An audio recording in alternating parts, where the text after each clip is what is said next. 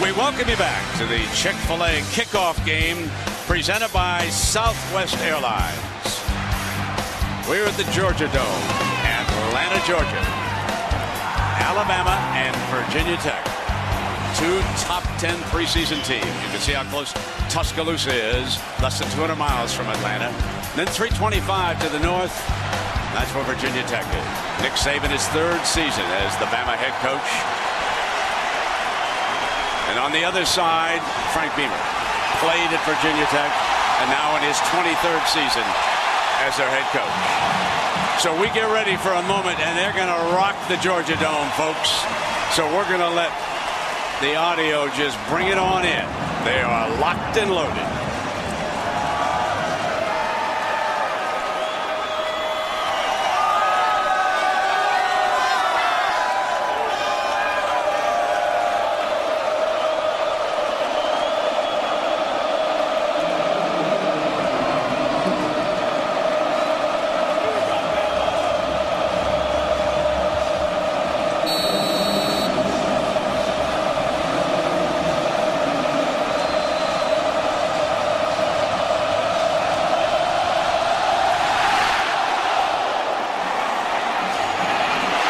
Kickoff, fumbled by Morgan, scoops it up down at the 18-yard line. And Kirk, we will see Tyrod Taylor here right away. Now, Tyrod Taylor, a lot of pressure on this young man to take over. Remember, the last couple of years, he and Sean Glennon have shared the duties under center, and now it is his team. The coaches feel he's ready to take that next step, and what a challenge for him. He's very athletic. We know he can run. We know he can throw. He's going up against one of the top defenses in the country. Let's see if he can settle down and make some plays. Ryan Williams, the starting tailback.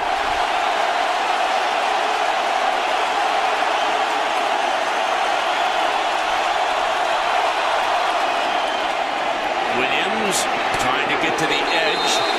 Picks up a couple of yards, and the impact players, Kirk, for Tech. Well, with Darren Evans out for the year in camp with an ACL, we know about Tyrod Taylor and what he has to do. Again, not just running, but tonight showing he can throw. The backup running backs are now starting running backs. Ryan Williams, who had the first carry, great size and quickness. And then keep an eye on David Nelson, number 4. He'll get a chance to carry the ball tonight. Electrifying speed for a true freshman, number 4.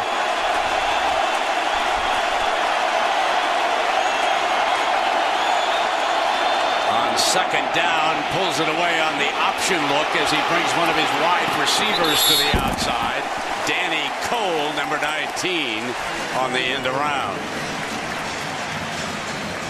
Last few years for Virginia Tech on this side of the football, and for the most part, it's been inconsistent. They've had a lot of youth on the offensive line. Last year, breaking in an entire new group of skill around the quarterbacks. They feel this year, Frank Beamer thinks they're going to settle down and have a little bit more of a potent offensive attack with Tyrod Taylor and company. Here comes your third down. Oglesby and Williams are alongside Taylor. And a timeout is called by Tyrod, first of the evening. And he immediately goes up and he's talking to his center, Bo Warren. Warren, of course, is giving away a lot of pounds to Cody, the big nose man. There was an incident involving a shooting of a defensive lineman at Alabama. And let us check in with Lisa Salters. I think, yeah, Dedrick's in uniform and ready to go. Lisa, what's the story down there? Well, Brent, I spoke to Brendan Dedrick before the game, and I said, how do you feel, big fella? And he said, I feel great. And that's really remarkable considering that just on Monday night, he was shot in a parking lot just off of campus. He and his girlfriend were getting out of a car when they were approached by a guy with a gun wearing a mask who said, give it up. Well, Dedrick didn't give it up, and there was a struggle. He was shot in his left forearm. The bullet went through his arm and went through his hip, and then out his inner thigh. It was described to me by Nick Saban just as a through and through, kind of like a puncture wound. Didn't hit any bones, didn't hit any arteries. He was medically cleared to play on late earlier in this week. His parents wanted him to play, and he wanted to play. Nick Saban, though, said that he struggled with the decision because of perception. He didn't want to look like he was being irresponsible. He said the kid's done all the right things. How could he say not to play? So he's going to be out here playing, Rick. And he will watch this 3rd and 2. The option inside shuttle pass. And Alabama defense is right there with one of the great linebackers, McClain, who had a huge game against Clemson last year. That's what the Alabama defense is based on, the linebacker play. Lisa just talked about the defensive lineman who has shot Dederick. The entire defensive line tries to eat up the blocks and turn the linebackers McClain and Hightower loose to make plays, and that time they forced the 3 and out for Tyrod Taylor and the Hokies. Here's the story. Javier Arenas, 6 career touchdowns, and he returned 41 punts last year, averaging 15 yards a return. Now, Brent Bowden with his hands full against Arenas. Arenas, a true weapon here tonight. Trying to hang it up for his gunners to get down. On the move, Arenas fields it far side and is quickly forced out of bounds. So now it will be McElroy's turn. Well, here, maybe imagine how this young man feels from South Lake, Texas, Carroll High School. He replaced Chase Daniel in high school. Now he gets a chance to replace John Parker Wilson in Alabama. He has been on the bench as a backup quarterback. He's making his first career start. Sure, he has plenty of jitters. Let's see how Alabama tries to get him to just get into a rhythm and a groove within this football game.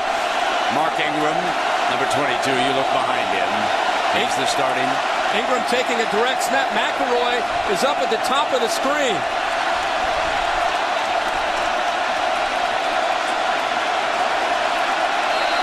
So the Wildcat is the opening look identified by the defensive line, and he will run it off to the right behind the right side of the offensive line on first down.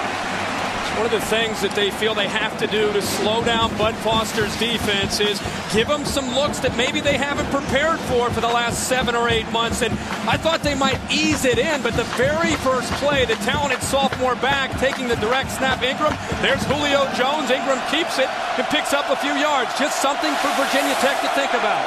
And Julio was not jogging. He was coming at full speed. So we look for that down the road. Now McElroy throws for a first down, puts it into Jones's hands, and look at how big Julio Jones is as a sophomore. He was impressive last year as a freshman, but folks, he is so much broader. Look at him in the shoulders. And a great call by Coach McElwain, the offensive coordinator. Just a simple read, a quick throw. The defensive back, Virgil, goes down, and you don't want to do that against Julio Jones. And there, that's what you want to see as a coach and a play caller. First time starting for a quarterback, put that right arm in and believing in himself. Into Virginia Tech territory. Broken play. McElroy will keep it and makes the most out of it for a yard.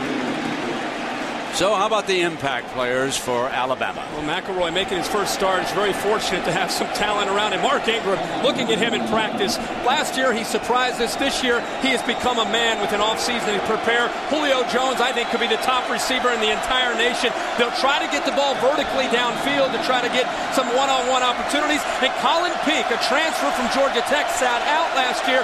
Once they get into the red zone, they'll look to get number 84 of the ball in the back of the end zone. 2nd and 9. McElroy forced to take off. Close to a first down. I believe he has it. Fine run by McElroy, who tucked it away. A simple decision here, but a great decision. The defensive back, Rashad Carmichael, took this play away. So instead of taking a chance and a risk, he decides to pull it down. Caught the linebackers by surprise because he committed so much to the outside, and there's room to run. Picks up not quite picks up a first down, but picks up some valuable yardage. Very close. 3rd down. You can see how close he is to that yellow line, which is not official. Smelly and Dial. And they see a direct snap to Ingram again. Picks it up and a whistle prior to the snap. Before the snap, delay of game, offense. One of the consequences for correction. Prior to the clock running out, we have a timeout from the Alabama sideline. Be the first timeout of the half. So Saban saw they were running out of time and alertly called the timeout. And the line judge over there on that side picked it up. So we've got a timeout. We're going to take a break. Alabama on the move here on their first possession.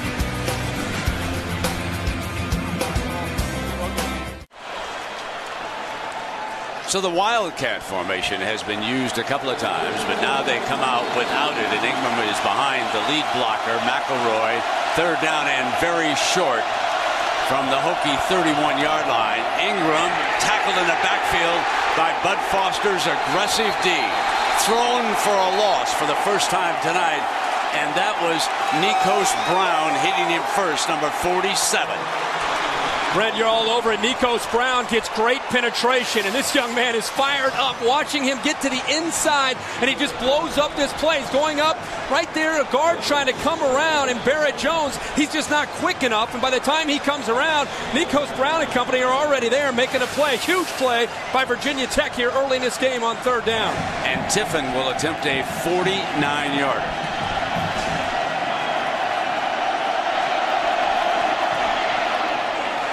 Long enough, and the veteran Lee Tiffin puts the Tide up by 3.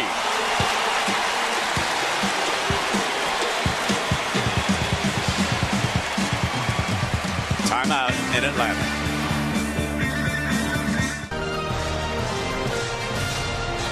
Well, here in Atlanta, Alabama strikes first with a field goal.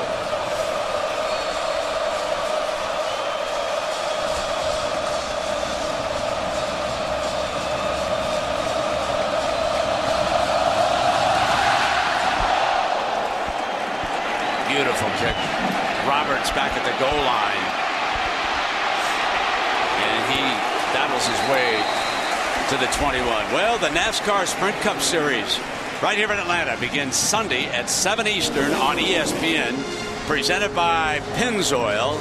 And one of the huge Virginia Tech fans, Denny Hamlin, standing fourth in the overall standings, is here, and we'll hear from him in the second half. If the Hokies are playing, Hamlin is paying attention.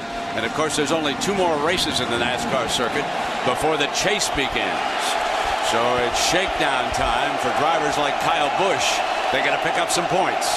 There's the big tight end Boone moving over to the right side of the Hokie formation.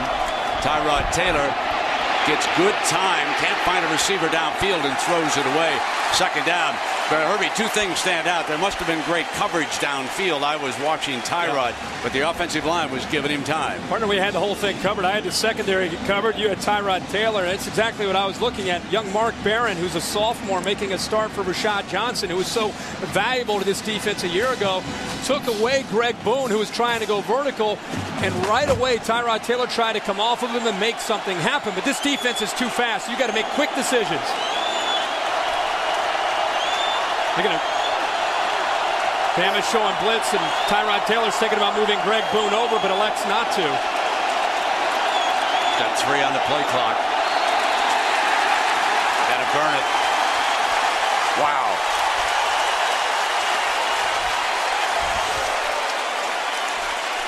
So when we talk about managing a game, and you put your finger right on it, right there, Herbie, when you said you got to be quicker against this Alabama defense because they're so quick and talented, and they're moving around a lot on it. Well, and they're so multiple. They play a 3-4 defense, which means they have 3 defensive linemen and 4 linebackers. College offenses don't see a lot of that, so they're able to mix up their looks, confuse the quarterback, confuse the offensive line. And what's exciting for me to watch is Tyrod Taylor's a 3rd-year quarterback. The coaches feel he's ready for this. He's worked his tail off in the offseason in the weight room and in the film room to be ready to face this kind of defense. They've only had the ball twice, but right now you can see he's just trying to get comfortable and settle in and go from the film room to the practice field to in front of 70,000 people, and all of a sudden that Alabama defense is moving a little bit quicker than the scout team. Now remember now, the Hokies have burned 2 timeouts in the first 2 possessions. 9:40. So we'll put 5 more seconds on it. It'll be 9:40. This is an SEC crew. That's the referee, Austin. It's outstanding officiating crew here tonight. And opening weekend, the Chick-fil-A kickoff game. A year ago, Alabama ran away from Clemson. But already we have seen that this veteran Virginia Tech line is holding off that rush much better than Clemson did, because remember, they were an untested, brand new offensive line. Now Big Cody gets down in the nose, and here's Taylor's second down and 10. Snaps it off complete, putting a again in the hands of Danny Cole. Remember, they used him on an end around earlier today. Most important thing for Virginia Tech to avoid against this defense are 3rd and longs. Alabama's defense in 2008, they were 3rd in the nation, allowing only 28% conversion rate because they're creative. As I said, sometimes they'll blitz, sometimes they'll rush 3 and drop 8, but they're constantly making the offensive line and the quarterback think with giving them different looks. In trouble, dashes away with his speed. Tyrod, left hand incomplete. Throws it out of bounds, and there is a flag.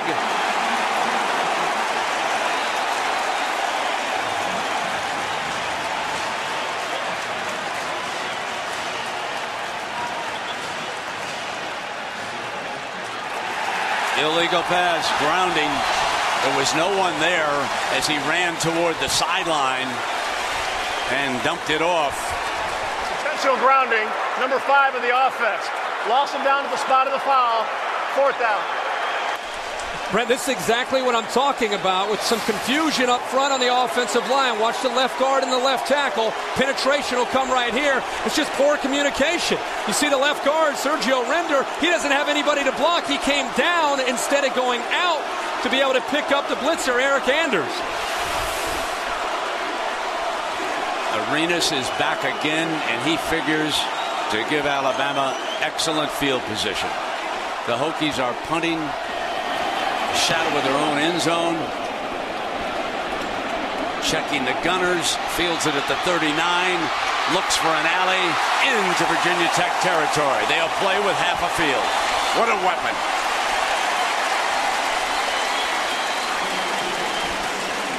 A slow start. Taylor on the phone. The coach is trying to help him. You're watching Saturday Night Football on ABC.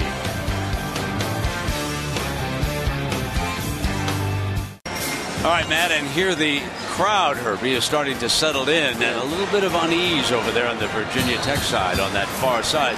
They have seen how fast and tough this defense is. Yeah, Arenas gives them great field position. Typically with Nick Saban, Jim McElwain, the offense coordinator, this would be the time where you would see maybe a Julio Jones vertical down the field and take a shot. They haven't done it yet.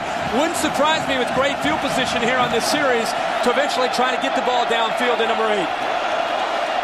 McElroy looking downfield, trying to get him, and he overthrew him. They had him, you called it, Herbie, as they moved him a little bit to change the defensive look in the secondary, and they had him open. Yeah, with great field position and the way they've dominated the game on the other side of the ball, that's usually where they're willing to take a bit of a chance, and they had it. He got behind Chancellor, the safety, had the opportunity, and McElroy will tell you, and he told us a couple days ago, the pass that he likes to throw the most is the ball downfield. And watching him in practice, I don't know if it ever touched the turf until that throw right there on the deep ball.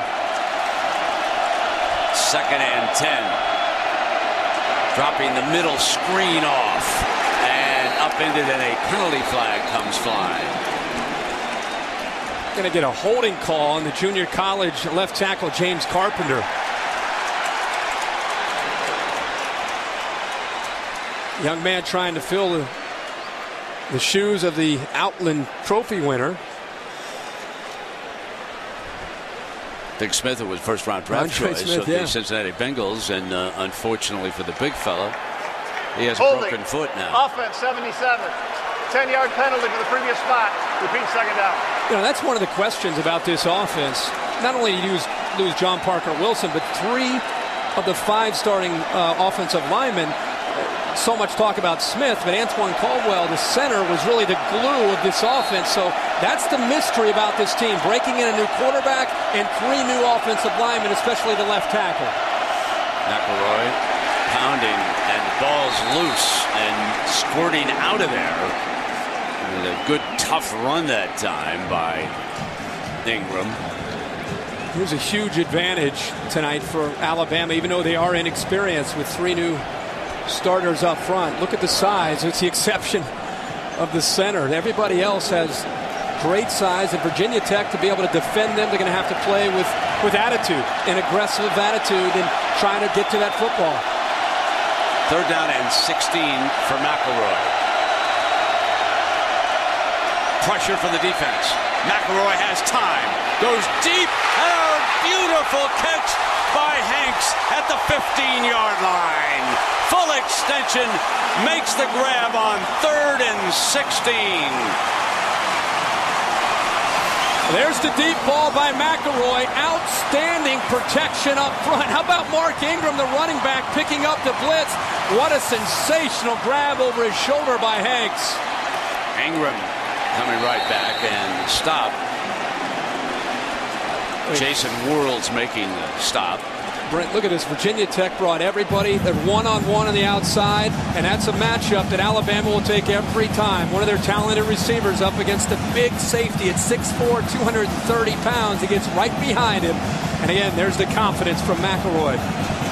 It is interesting that they've been able to isolate receivers on the talented safety Chancellor. They think they've got a speed advantage there, and they have gone there twice.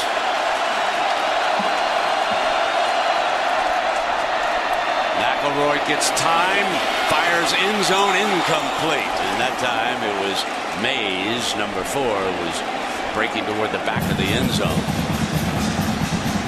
Remember now that the quarterback McElroy, back at Carroll High School, back in Texas, he replaced the legendary high school quarterback at the time, Chase Daniel. What did he do? He led Carroll to a 5A championship. He beat Katy, Texas. And in that title game, that's the last time that McElroy would have started. He was headed for one of the Texas schools, but he came over here, tasted the tradition at Alabama. He was sold on it, and here he is tonight.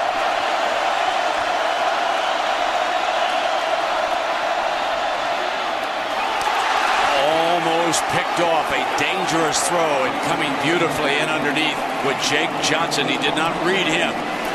But last time on 3rd down, Virginia Tech went with an all-out blitz and left themselves isolated man-to-man. This time they sit back in zone. And how about Jake Johnson simply reading the eyes of the quarterback? It led him right out to Julio Jones. And I actually think that was predetermined by Bud Foster, getting 2 defenders, 1 in front and 1 behind Julio Jones on 3rd down. Fitzgerald to hold for Tiffin. Made the 49-yarder. He'll attempt to add the 34-yarder, which he does. And so Tiffin makes it a 6-point Alabama advantage. Defense. That's what a lot of the experts said this would be, and that's what we're seeing so far. MetLife provides coverage of major sporting events while also providing you with guarantees for the ifs in life. Visit MetLife.com today. So the offense of Alabama huddling up there, Herbie. They lead because of Tiffin's right foot. Well, Virginia Tech pretty fortunate their defense has buckled down and forced the field goals to stay in this football game. There's Bud Foster, one of the top defensive coordinators in college football over the years, keeping his team in this game and trying to give Tyrod Taylor and the offense a little time to just settle down and try to win the battle on the line of scrimmage. Busy right leg. And a good one. Fielded at the 3 by Roberts again. Looks for crease on the left side. 35, 40, 45. Look out.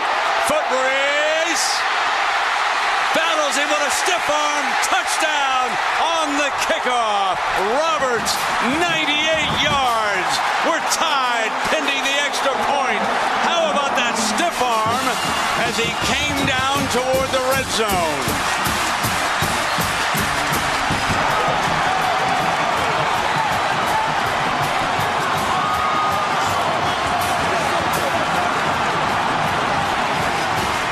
Roberts is a sophomore receiver from Smithfield, Virginia, and he just lit up the Virginia Tech crowd. I hate to state the obvious, but that is why they call it Beamer Ball in Blacksburg, Virginia. Puts them right back into this football game and ignites this football team. Waldron, rookie kicker, transfer from Penn State, hasn't kicked in about 4 years. And he puts the Hokies ahead for the first time tonight. This is a great job of blocking by Virginia Tech. And then once Roberts gets to the outside, and this is what you're talking about, Marquise Johnson is walking him. He's got him down. But Roberts showing some great strength with that stiff arm. And then to have the balance to get into the end zone. He starts to run out of gas here a little bit. Johnson catches up to him. He's trying to just bring him down, push him out of bounds. The stiff arm and into the end zone. And how important is Virginia Tech and the way their defense has played to force the field goals, and how quickly a game that's been pretty one-sided all of a sudden can turn around in a hurry.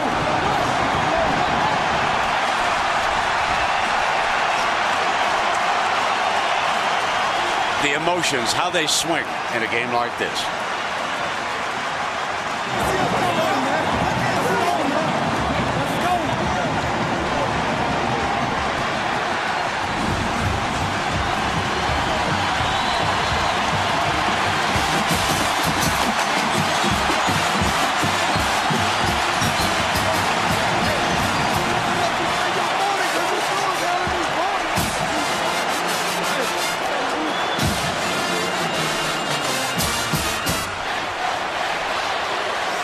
Now it's Alabama's turn, and they've got two dangerous fellows back. Arenas, you've seen returning punts, and Terry Grant, number 29, a couple of years ago, had a great season as the lead rusher. Lost that job a year ago, but he's a playmaker, and he hung with this team, and Saban's determined to give him a chance. Coming out, and he is stopped at the 15. Let's go to Matt Weiner in our Times Square studio in New York for an update. Matt, a cream puff, Matt. Florida's playing a cream puff, and we see Ingram.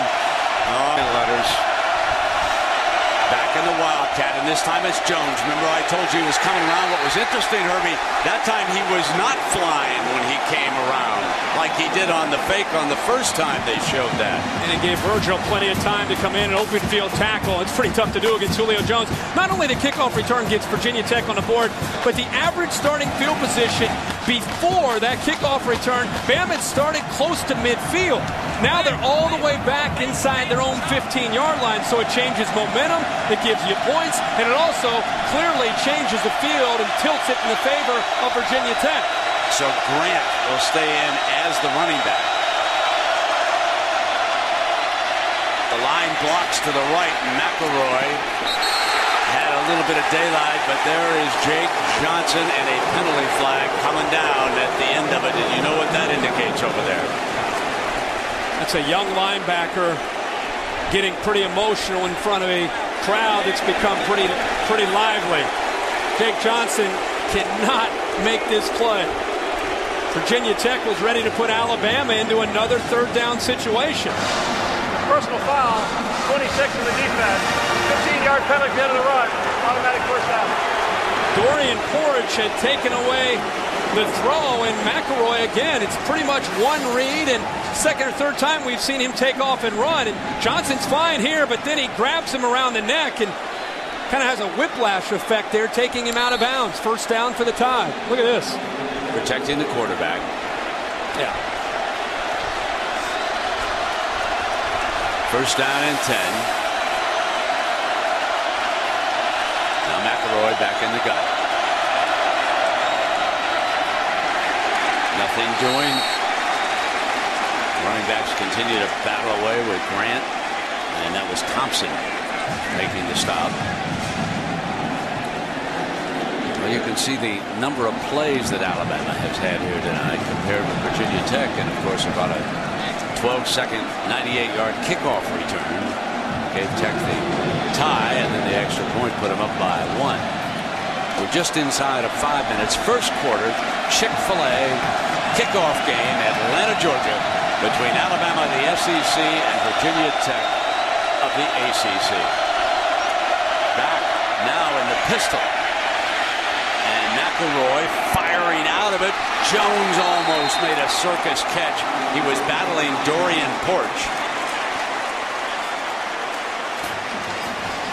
In the pistol, going to play action, and this is one of the formations that college coaches use to try to use as something to try to hide what they want to do. Porch gets back right away as soon as he realized it was a pass. Like any smart defensive back facing Julio Jones, right away his head's on a swivel and he's trying to find number 8. And that's what Bud Foster and Virginia Tech, they've schooled their players. Make somebody else besides Julio Jones beat us in the passing game. And you can see they're looking him up every throw. Upchurch checks in, fake to him. McElroy going to take off again. breaks a tackle. He's had a couple of fine-looking runs here tonight. Chancellor making the stop.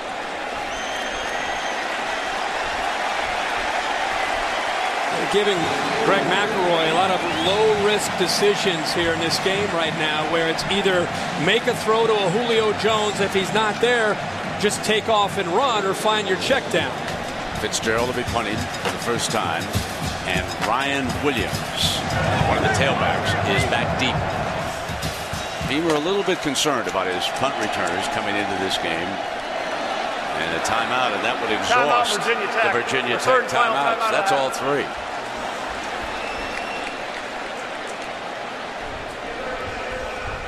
Well, we one version that would have tied it for the Naval Academy is intercepted and results in a 2-point play the other way.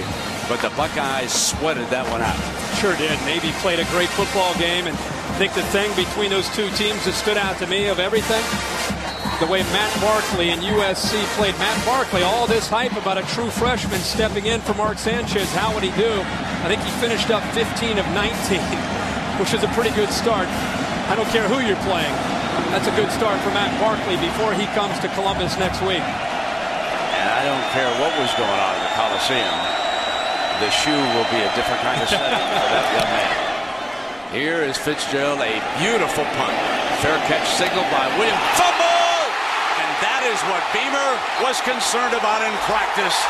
Alabama football. Turn it over. And that is definitely not Beamer ball.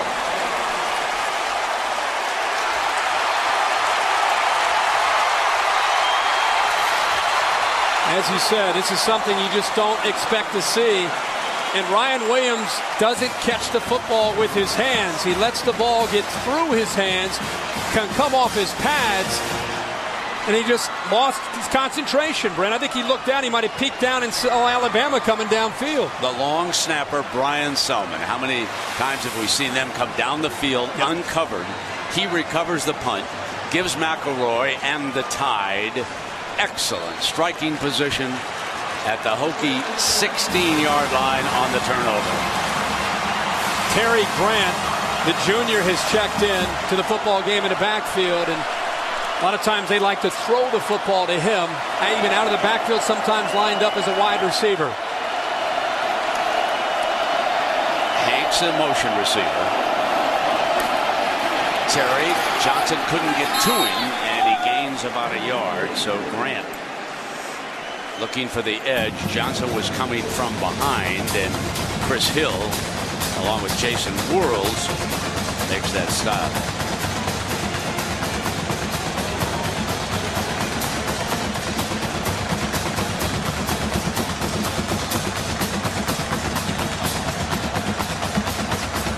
Bama offense looking for a little rhythm. They've been a little herky-jerky.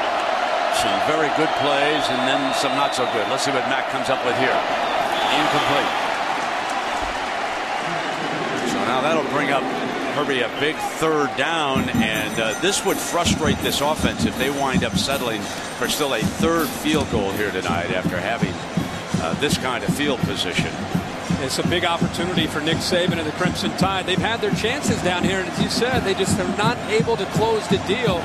I know their tight end, Colin Peak, is a big target that they like to try to find to the middle of the back of the end zone, try to split the safeties if they can find him for a touchdown, and also always Julio Jones. Low snap, fielded. Still waiting, hit on the release, and throws it out of the back of the end zone, incomplete, and I would think here comes Tiffin again. What I'm seeing right now from Virginia Tech is I think they're having more success when they give Greg McElroy zone, where he has to sit back and actually read and react to the defense. If they play man-to-man, he seems to be able to get into a rhythm and play a little backyard football, make easy throws. I would be surprised to see Bud Foster continue to go to zone and have him make decisions. 32-yarder, getting shorter by the minute. 49-34, and now his third one is 32. So Tiffin regains the lead for Alabama with his third field goal of the first half. Timeout.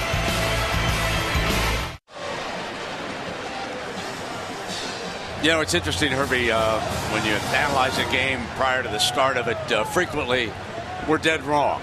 But this time, dead right. But we said tough defensive game, looking for mistakes, and kicking game could really be huge tonight. Yeah, and it has been for both teams. I mean, imagine this. You almost get midway through, not midway, almost towards the end of the first quarter. You don't have a first down, and you're only down 9-7. I mean, you're not moving the football at all at this point, the first few possessions. And because of that big return, that's how important that return was for Virginia Tech. And we will see how they defend the young man this time. I dare say that the special teams coaches for Alabama would have had a little huddle down there. Yeah. There's no way. There's no way they can allow 11 Roberts to take this one back. But we'll see. This will be interesting to see if they kick to him.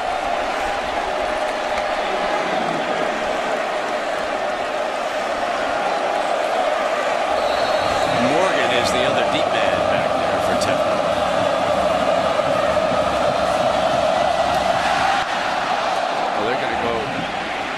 Fielded at the 10 by Morgan on that right side, and he picks his way back to the 25-yard line.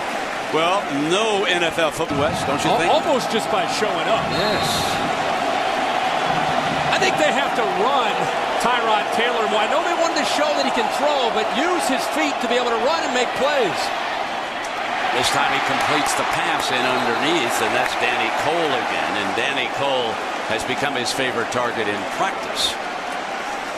Picked up a first down. First one of the night. Yeah, first one of the night. Talking with their coaches and listening to Tyrod Taylor, he's so anxious to show people that he can throw the football. And because they don't have a proven backup, I don't know how comfortable they are in running him, but it's such an asset to have him run that I think they can't be afraid to use that ability to, especially against the defense that plays so much man coverage. Inside handoff, and Crimson Tide ready for it as Ryan Williams gets the call and Eric Enders makes the stop. Talk to any defensive coordinator in the country with the spread formation spreading throughout the country. The one thing that they just cannot stand is a quarterback who's mobile, as Ryan Williams. Look at the little gimpy there going off. But a quarterback who can hurt you running and throwing is their worst nightmare.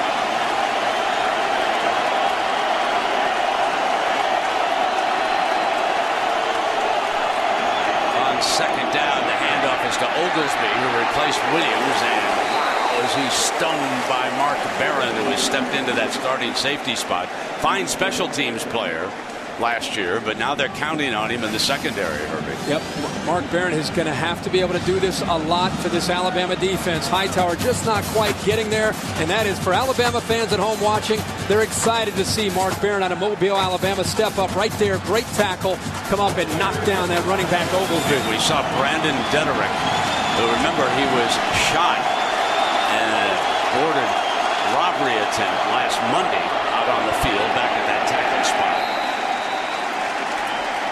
So that's a first down for the Hokies.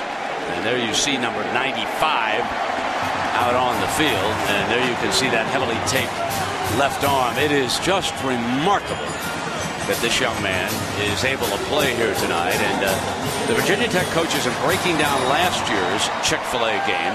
They said that Cody occupied 2 blockers, but that Big Dederick made all the plays in that Clemson backfield. They said he is a powerful, powerful load. First down and 10 off the play action.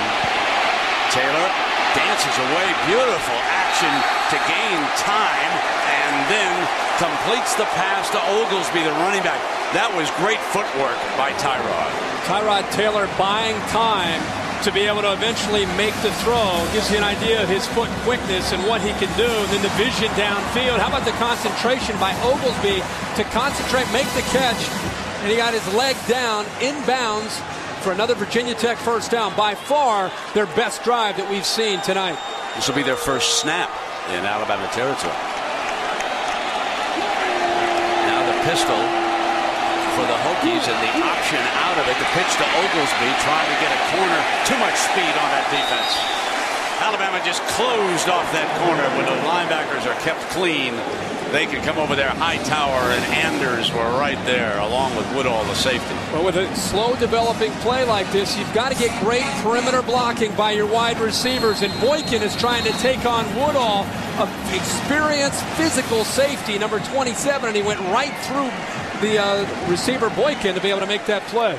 So 3 Alabama field goals and a kickoff return by Virginia Tech, 9-7. And this presentation of Saturday Night Football, presented by Southwest Airlines, will return after this message and a word from our ABC stations. Remember, Jermaine Gresham, the All-American tight end, also out and breaking in 4 new offensive linemen. The Sooners are struggling tonight in Dallas. 3rd down and 12. Tyrod steps up, but cannot escape as Alabama collapses the pocket, and big Orlando McClain makes the stop. But they just simply blew that pocket up. What a defense. Oh, boy. This is Alabama. This is Nick Saban on 3rd down. This is what they try to do to you. This time they elect to bring a lot of pressure. We've seen this early in this football game when they get them to 3rd down. They're trying to confuse that offensive line. And Tyrod Taylor, as athletic as he is, had nowhere to go to try to create. Bowden with Arenas back.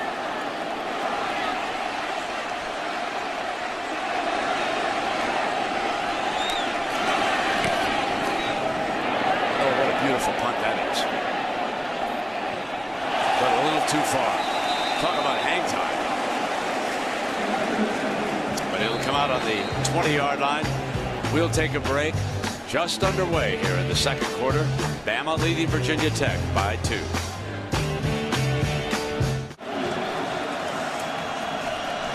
Ingram back in as the Alabama tailback here on 1st and 10. 14:03. They'll be coming out from the 20-yard line.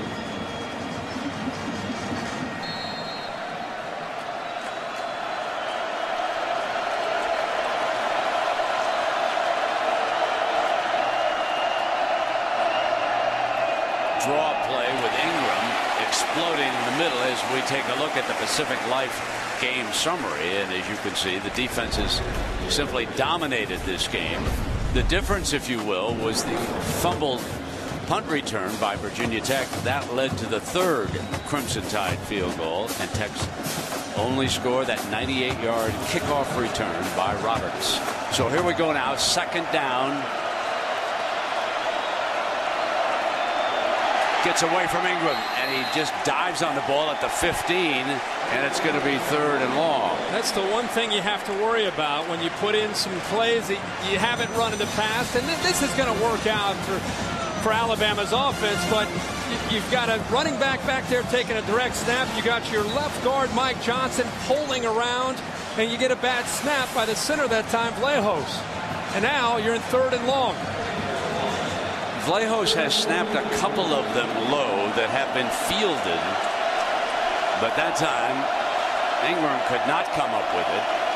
McElroy, though, has been able to reach down and grab a couple. Now he takes a direct snap that's on the money. Buying time and out of bounds on the Alabama sideline. Virginia Tech doing a good job of taking Julio Jones out of this football game, especially on 3rd down, and forcing McElroy to look for somebody else to be able to convert. And that right now, that's working out very well for them as they forced Alabama into 6 3rd downs, and they're only 1 of 6. Now Virginia Tech changes return men. They'll go to Hosley, and he is a freshman from Delray Beach, Florida. It's down the East Coast. Down south, not too far from West Palm Beach. They'll try his hands. Fitzgerald hangs it.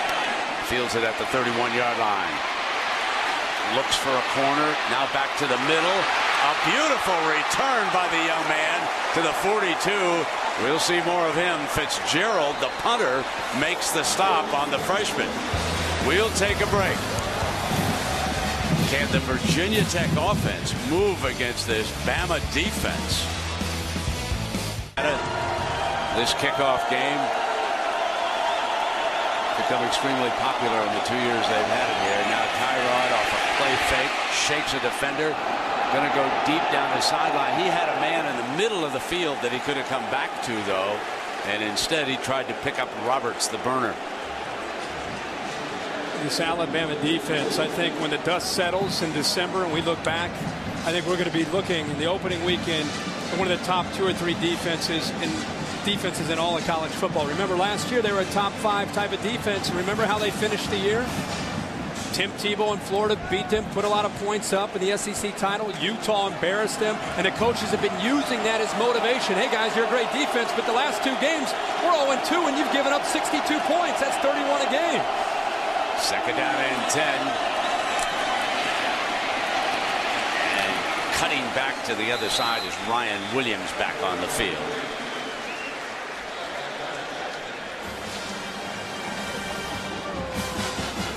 Josh Chapman puts that helmet back on. Look at the size of Frank Beamer and the Virginia Tech coaches. They said when they broke down the Alabama team, they just could not believe how big they were on defense. And when you look down there at the fellas in white, you know what kind of size you're up against. Dedrick now comes off the field. Third down. Going deep again. Wants Roberts and overthrown, and he was not open either because Kareem Jackson, the corner, twice has had him blanketed down there. This time on third down, they call this moving the launching point, moving the quarterback's position. Sometimes he's directly behind the center. This time rolling him out away from the pressure. The problem is the Virginia Tech wide receivers aren't getting any separation from the Alabama corners. Nobody is open right now for Tyrod Taylor, and all he can do is throw it away. And the thing we must point out about this Bama defense, they are not allowing Tyrod to hurt them at all with his feet. He has not been able to take off and haul it downfield against this defense. Fair catch made at the 12-yard line by Arenas. Well, as you know, Crimson Tide fans, they've won 12 national championships. There was a huge one. And who made the tackle against Penn State on that goal line stand in the 1979 Sugar Bowl? You know the answer. I do. Oh, I know you do. That one's a home run. You've seen the picture of Mike Gooman. You've seen the Crimson Tide defense. The Bear. I thought was it a group of guys or was it one guy? Well, we're gonna no, it was a group. Okay. There were some other. Isn't that a famous Think about the Leroy Neiman painting and think about the guy coming up high, okay? First down and 10. McElroy and the Tide. Whistle. There are a few. Before the snap, false start, 78 offense, 5-yard penalty, still first down. Well, let's give it up right away. Ferry? Here we are. Who made that tackle on Mike Gooman on 4th down and inches? Joe Paterno called the plunge right straight ahead. Here he is, Barry Cross. Yeah, one of the great defensive players.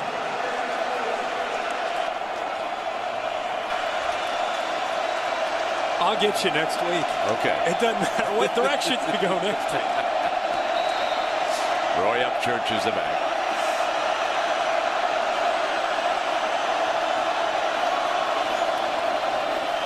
From the end zone.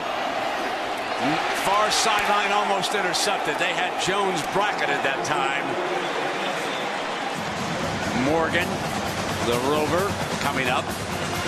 Well, you have Morgan following him, trailing him. They realize, hey, they're going to throw in a curl or an outcut. If it comes underneath, Morgan has to make the play, and he uses his size that time to go up and make a play to keep it away from Julio Jones. And you can see the corner, Virgil, in the back behind Julio. This is what they're doing the whole game on third down, and obvious passing downs to just take him away and see if McElroy can find, again, somebody else. Second down and 15. McElroy just takes off. out to the 14-yard line. They need to get to the 23 for a first down. And Jake Johnson, an impressive sophomore from Fredericksburg, Virginia. He's been very active here tonight. Jake Johnson and Barquell Rivers both making their first starts. Well, Rivers actually started in the Orange Bowl, but first time they've had to take over and be the man in the middle for Bud Foster in this defense. And as you said, both holding up very well. McElroy has missed his last 7. Hit on the release, jump ball, intercepted by Virginia Tech. They are inside the 15-yard line. Hit on the release, and Hopkins gets the ball. Hopkins makes it, but it was Worlds, and he is all world off that defensive end spot. He's a playmaker. This is the risk when you go empty without a tight end. You're putting your offensive lineman out on an island, and Drew Davis over here has to be able to pick up a very fierce pass rusher in Jason Worlds. Watch the burst and the speed as he goes right by Davis and closes in on McElroy. What Virginia Tech and Bud Foster needed. Now, quick snap. They pound up the middle with Williams.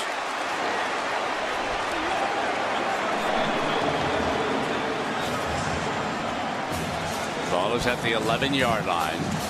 So they pick up almost 4 yards on that. It's a Virginia Tech offense, Brent, that struggled mightily in the red zone with very predictable play calling when Tyrod Taylor was in. I think it was 111 snaps and 101 runs. Let's see if they can learn from that and play better in this area. Keeping it on the ground with Williams, and he crosses the 10 to about the 9.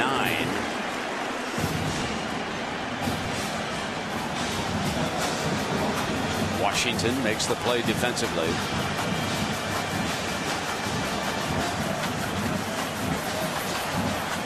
There's the stat, and I think they scored touchdowns 63% of the time last year. Is 108th in the nation, one of the worst. True freshman is checked in, David Wilson, who has electrifying speed off to the left of Tyrod Taylor. So there's the young man right next to the quarterback. 3rd down and 5. Taylor dancing and brought down well short of the first down. So the field goal unit will come on. Right now, it's a no contest. Alabama's defensive line and linebackers against the Virginia Tech offensive line, especially when they get them to 3rd down. And I would say that it's no contest the other way either. Yeah. McElroy has missed his last 8 passes against the Virginia Tech defense. Now here comes Waldron. His first career field goal attempt. Remember, he transferred from Penn State. He's hit an extra point. This is a 28-yarder. Big moment for the youngster right down the middle.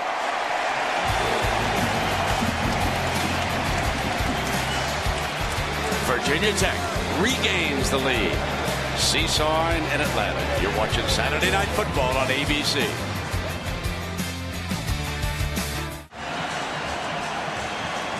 When you look at the scoreboard, keep in mind that the kicking game is responsible for all 19 points that we have here tonight.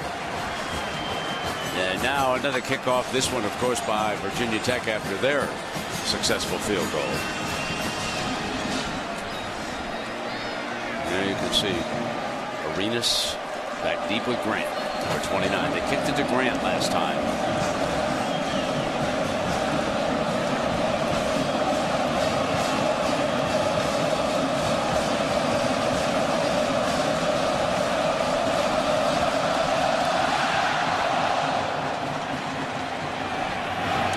This time they're going to let Arenas bring it back.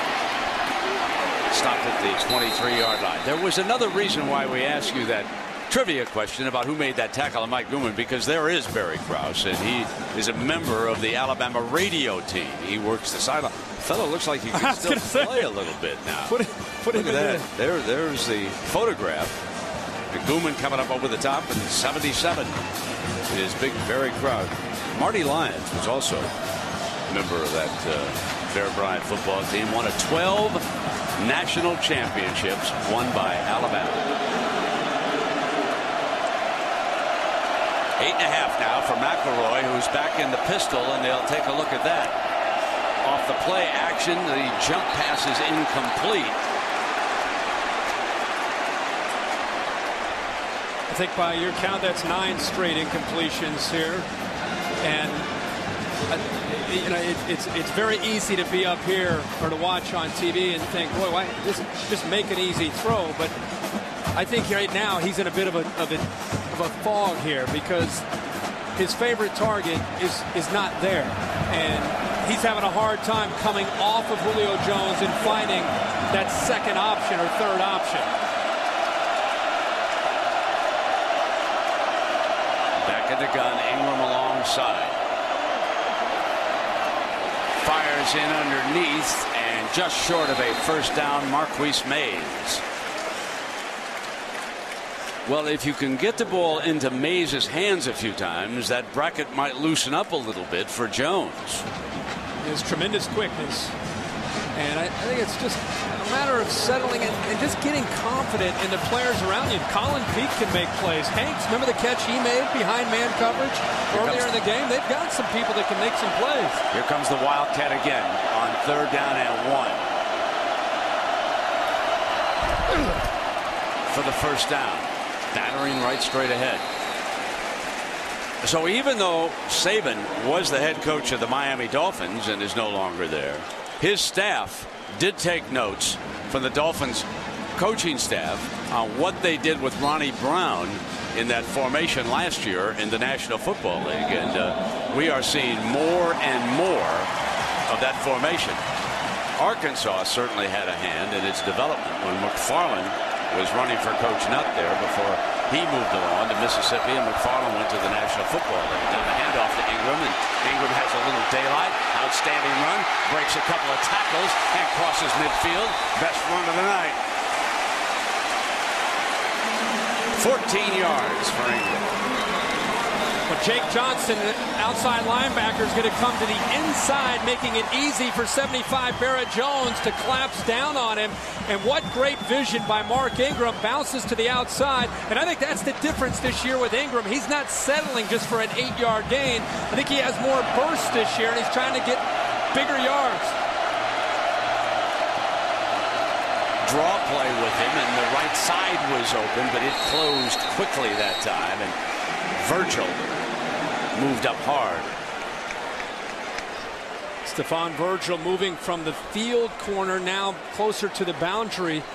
Boundary corner is just the corner to the near side for the Virginia Tech defense. And the last 4 corners to play near the boundary, all 4 have been All-Americans. So Virgil with some big shoes to fill. Last year was Macho Harris.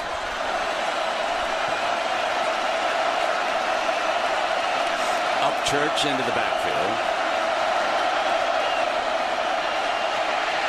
McElroy runs into the teeth of Mr. Worlds. That's who brought the pressure. Rivers is also in there helping Worlds. They crossed the 2 middle linebackers on a blitz. Johnson and Rivers. You could see the confusion for Upchurch and pass protection. And both these defensive coordinators, man, they've had 8 months to get ready to face these offenses, and they are living up to the billing, Brent. They are dominating and being very creative on how they're getting after these opposing offensive lines.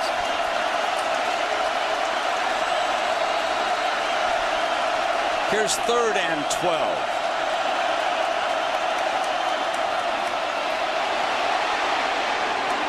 Beautiful catch along the sideline that time. McElroy under pressure puts it in Jones's hands, and the chains will move on the 16-yard gain. I think this time McElroy said, I know he's double covered, and I don't care. I'm still going to throw it. Puts it to the outside where only his man can make the play here. Watch him fight through this.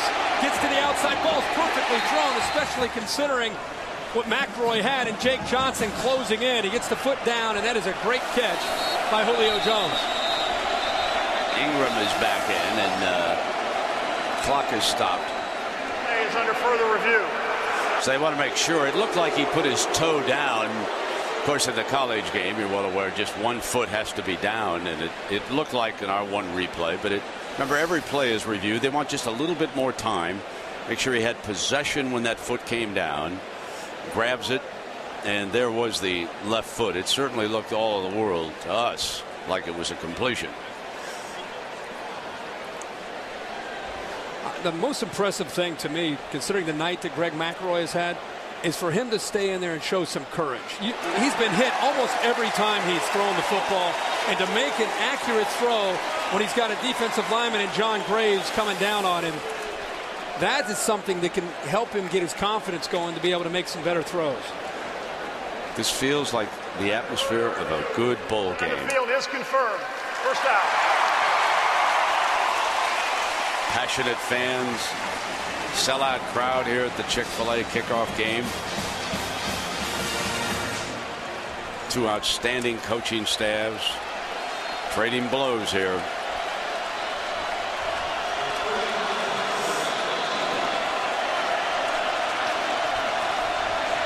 Lining him up in a wildcat again with McElroy stepping to the outside. Play fake. Ingram, and we can see here tonight that that formation figures to be a big part of the Alabama offense this year, with John Graves, fine defensive lineman from Virginia Tech, making that stop. You just got to wonder if the big fella, the sophomore Mark Ingram, has a little pass in there somewhere in the repertoire. Every time I think one time maybe he's handed it off to Julio Jones, but it's almost like they're becoming so obvious that they're setting up those Virginia Tech safeties to eventually maybe take a shot and get it thrown behind a safety cheating up. 2nd and 9.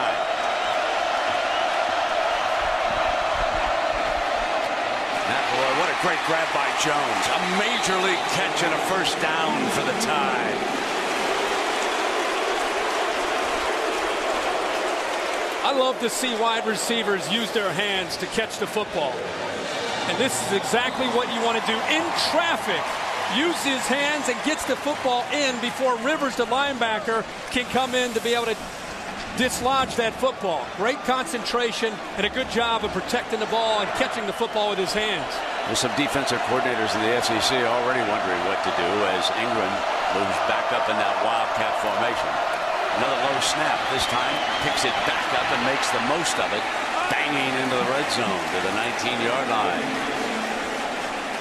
It looks like, at least for the moment, that Virginia Tech's defense is just a touch winded. Alabama getting on them pretty good here on this drive, opening up some holes. Kind of sense the same thing, and I think converting a couple passes to Julio Jones has maybe opened some things up to allow them to push Virginia Tech around a little bit easier in the trenches too when they run the football. This is the 11th play of this drive.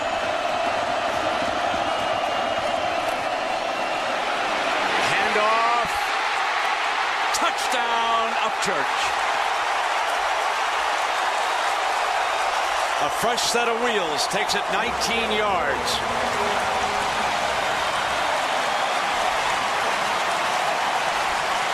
Our first offensive touchdown of this football game. An impressive drive by the Tide.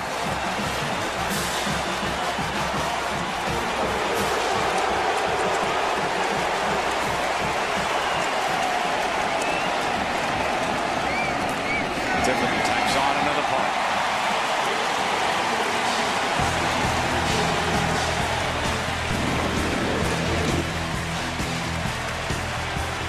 So Alabama regains the lead on the Upchurch touchdown. Tough run.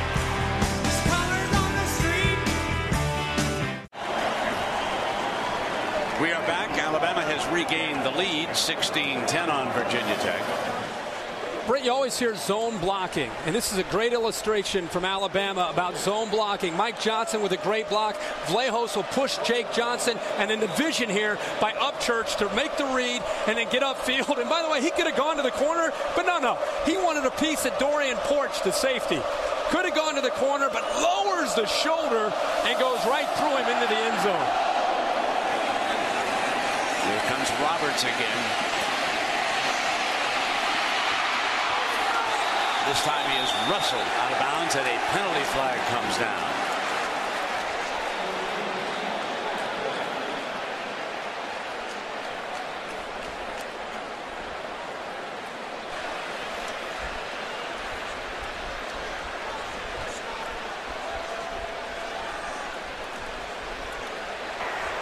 Personal foul, horse collar tackle on the kicking team.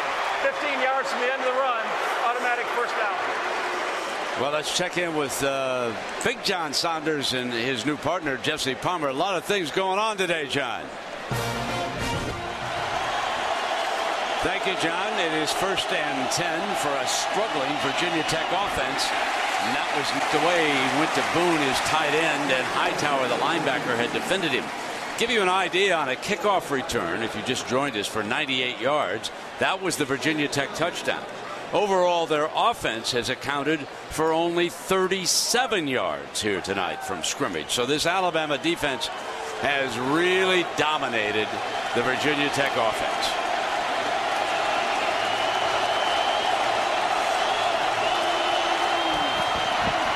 Tyrod throws it in underneath, and his receiver was going down. Boyce was the intended target that time, and suddenly it is 3rd and 10 again. He ran right into the umpire trying to get across the middle of the field and went down.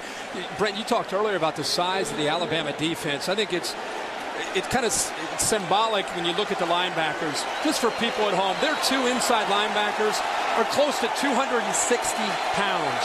Both 6'4", and both can fly and have a nose for the football.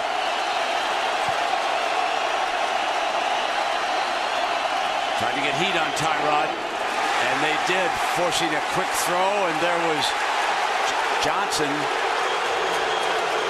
And a penalty flag does come flying on this one. It's like they're going to get Marquise Johnson coming over the back there. Pass interference, defense number 24. This is going to be close. Spot of the foul, automatic first down.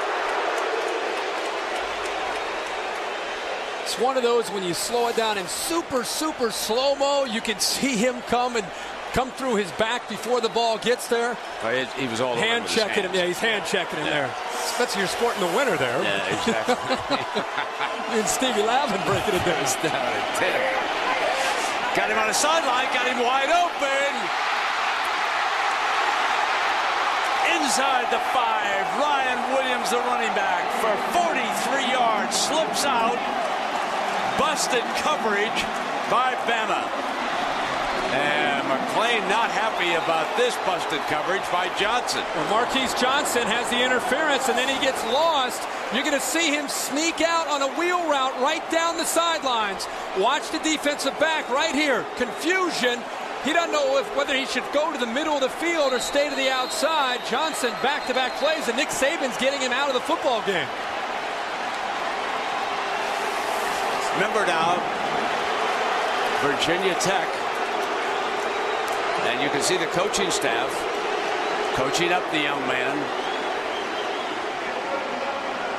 You hate to pile on, but Marquise Johnson is the young man who struggled last year late in the year for this Alabama defense against Utah and against Florida when they gave up some passing yards.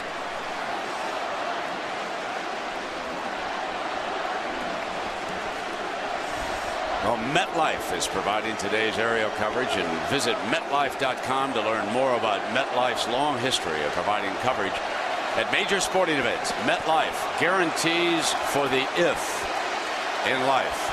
2.5 minutes to go. A 1st and goal for Virginia Tech. We all know about the struggling problems that Taylor has had in the red zone. Talked about it earlier. The one thing they're going to want to try to do is to get the young man out in space. Alabama has different ideas.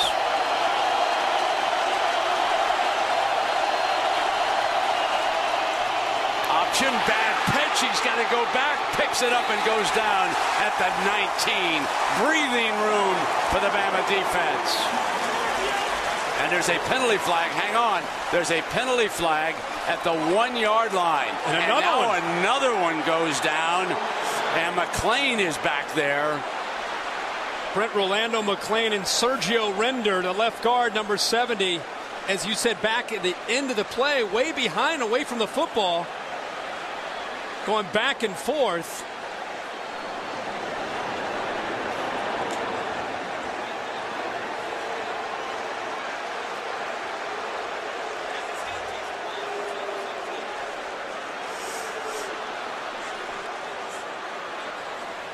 And the second flag came down later. Let's remember that.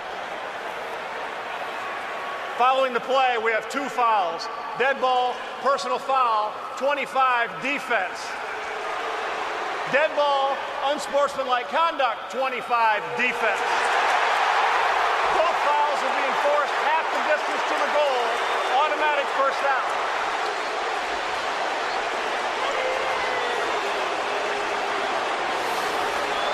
The play, 97, Washington actually gets a hand on the ball there, Brent. Not just closes down, but gets a hand on the ball. Taylor fortunate to recover it.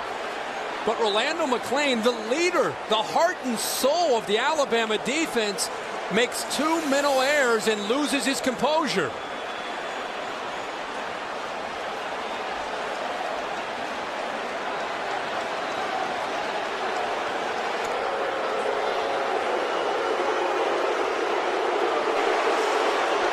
The ball being marked off inside the 5-yard line.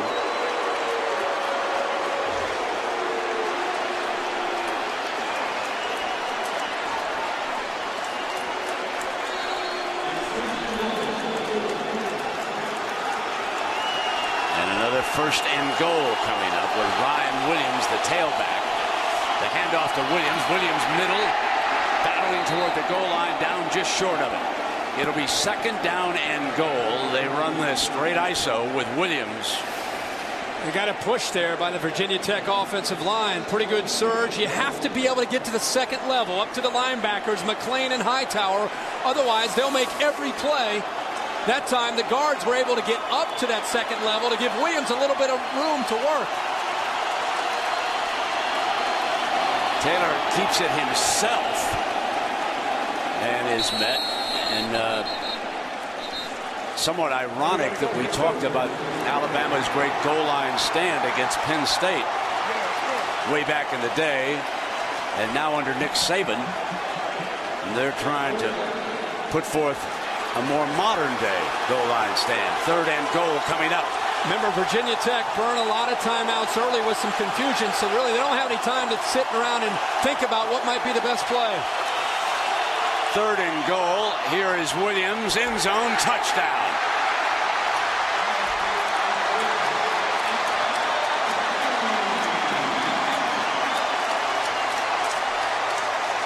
Pass interference on a third down. Broken coverage. And Rolando McClain, 2 mental errors on 1 play after a big loss by Virginia Tech on that option play. Virginia Tech scored, but give an assist to the Alabama defense.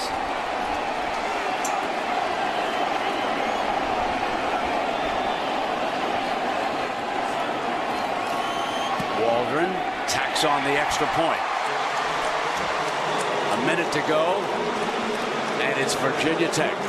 Let's go back to that play that turned this drive completely around. Beautiful defensive effort. Forced Virginia Tech back to the 19, but now the penalty, upper left. It's going to be right up in this area, right there. Oh, yeah, you can't do that. Play's over. Well, then there's another one coming here. I think he must say something. Don't you think he says something to the official? Yeah, well, he won't stop. He won't stop. He continues to be aggressive. Now he's pushing an official. He's lucky that he's still on the field after that. Sure is. Can't touch the officials. This isn't practice. With the assistant coach trying to hold you back. And then Williams dives for the touchdown. But think about that, Brent. The mental errors there where McClain just loses his cool. The pass interference, the broken coverage.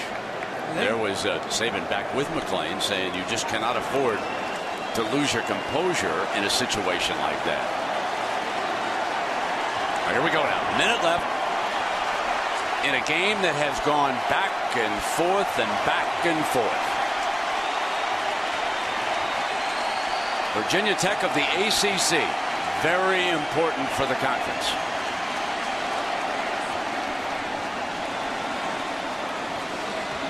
Alabama, of course, won the SEC West a year ago and then lost to Florida in the championship game, and then came up real flat, as in really flat, against Utah in the Sugar Bowl.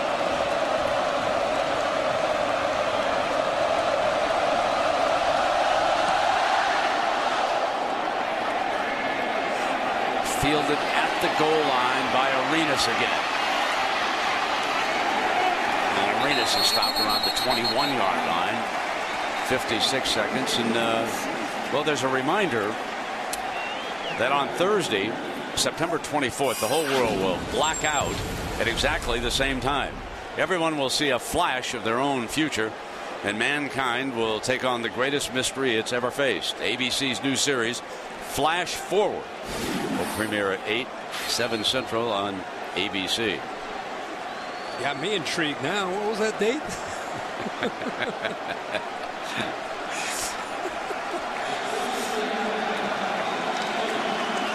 1-point game. Greg McElroy. He's 5 of 15 for 84 yards.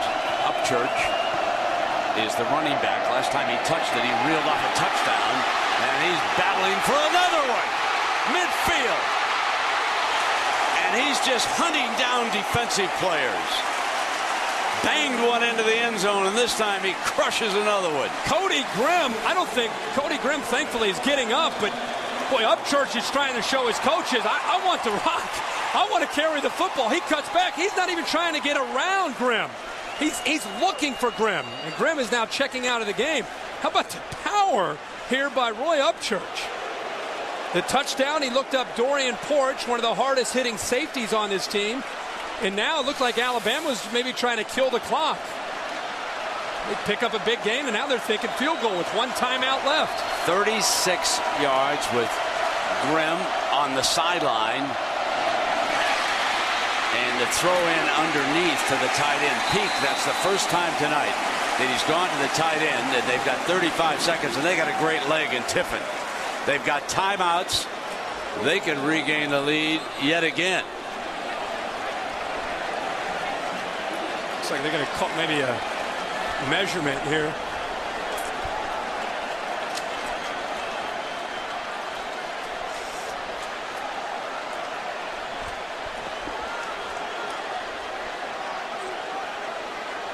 The timeout signal, a point of issue here from the Alabama sideline, and Nick is asking for an explanation as the measurement is made. See that? And they have the first down. 35 seconds.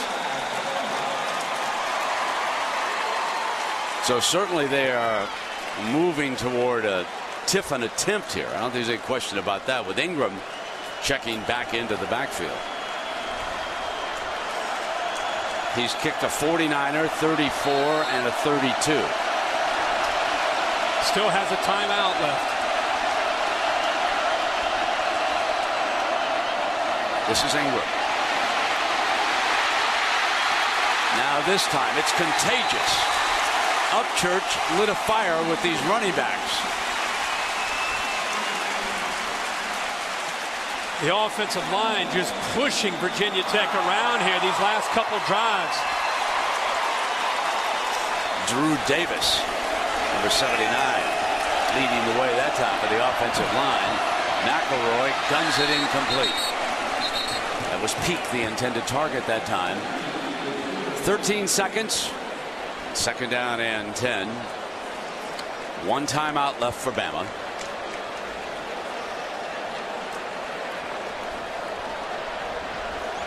The most obvious thing, if they still are going to throw the football for a quarterback making his first career start, is you can't take a sack. And Virginia Tech's put a lot of pressure on him.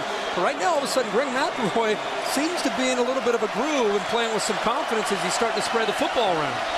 Starting to bring it in underneath. I think got his tight end involved, and you see some. Here comes the pressure. Throwing against it for the end zone. Incomplete. Jones the target. Carmichael was back deep. And Tiffin will trot out.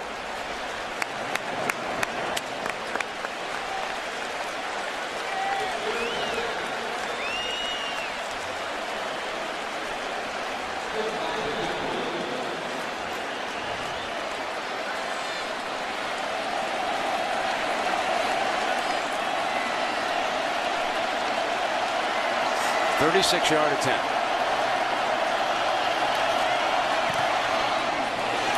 He pulls that one. No good. From the right hash, Tiffin misses.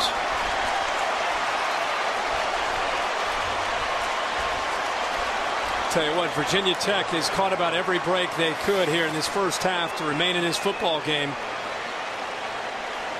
They just mishit it. But the Hokies took advantage. Oh, sure. Of the opportunities. Yeah, they had opportunities, but a lot of them were. The big kickoff return was a great play. The big sack that they had deep in Alabama territory, huge play. But they're going to be very happy to be down by 1 heading into halftime here, or up 1 rather. Yeah, remember now, Virginia Tech took the lead when Williams banged in on that ISO after the 2 penalties against McClain. Let's quickly go to Lisa. Thanks, Frank. Nick, mental errors really hurt you guys in that Virginia Tech touchdown drive. What happened? Well, I don't know what happened, but we lost our poise in the last drive and got 3 penalties and gave up a big play on the busted coverage. And obviously special teams have contributed to 10 points for them in the game and a lot of good field position. So we need to do a better job in special teams. We got to keep our poise and make some plays and just keep playing.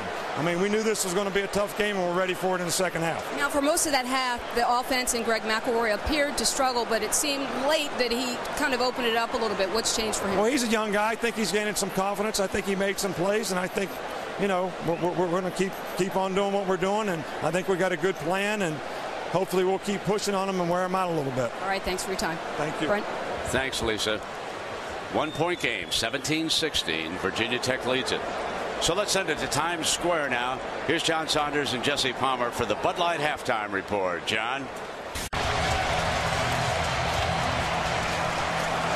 Arenas, you saw him back deep.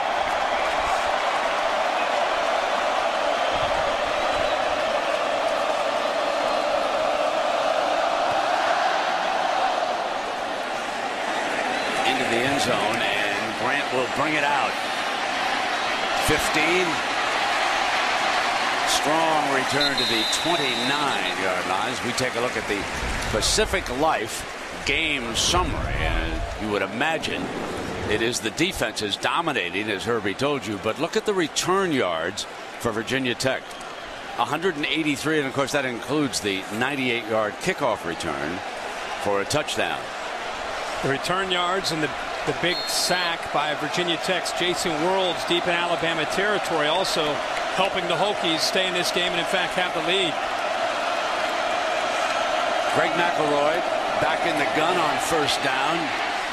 On the release is able to complete it to Ingram, who keeps going for a first down. Let's check in with Lisa. Well, Brendan, injury update to tell you about for Virginia Tech. Tight end Greg Boone is out for the rest of this game. Not sure exactly what happened to him, but they're saying it's a right shoulder injury. He was in the x-ray room during halftime. Also, I got a chance to speak to Frank Beamer about how to get Tyrod Taylor going. He said we got to protect for him better. Also, we got to get some crossing routes going. We need to hit some people on the run. Yeah, and Lisa, let me correct myself. He just reached almost to the 35, so they've still got 5 yards to go here on second down, and now that brings up third down for him.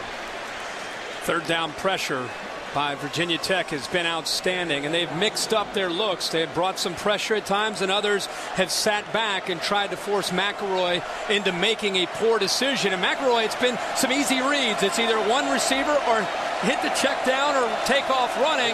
You got to believe, first of all, where is number 8, Julio Jones, is the first thing that Virginia Tech is asking themselves. Lined up there, just to the left of the tackle. McElroy looks back to the middle and guns it for the first down. Hanks, the receiver. One of the things I would do if I'm Alabama, we talk about adjustments at halftime and trying to build the continuity and rhythm as an offense when there have been some struggles. And there's Jim McElwain to the far left there with the glasses as the offensive coordinator. Guys, clearly they're going to try to take Julio Jones away. Let's find ways to get Ingram and Terry Grant and other players involved. They can make plays. Let's get them the football.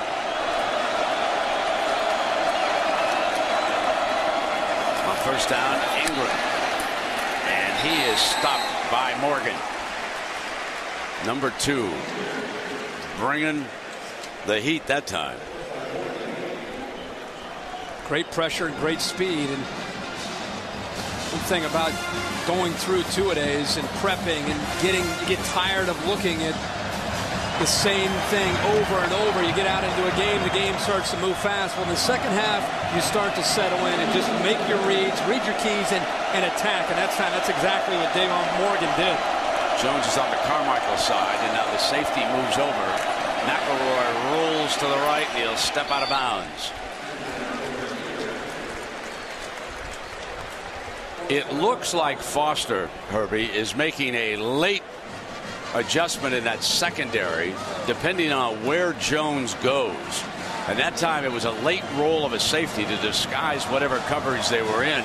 And of course, against a young quarterback, Bud Foster has been lethal against first-time starters throughout his career as a defensive coordinator. Now he's got McElroy in a 3rd and 7.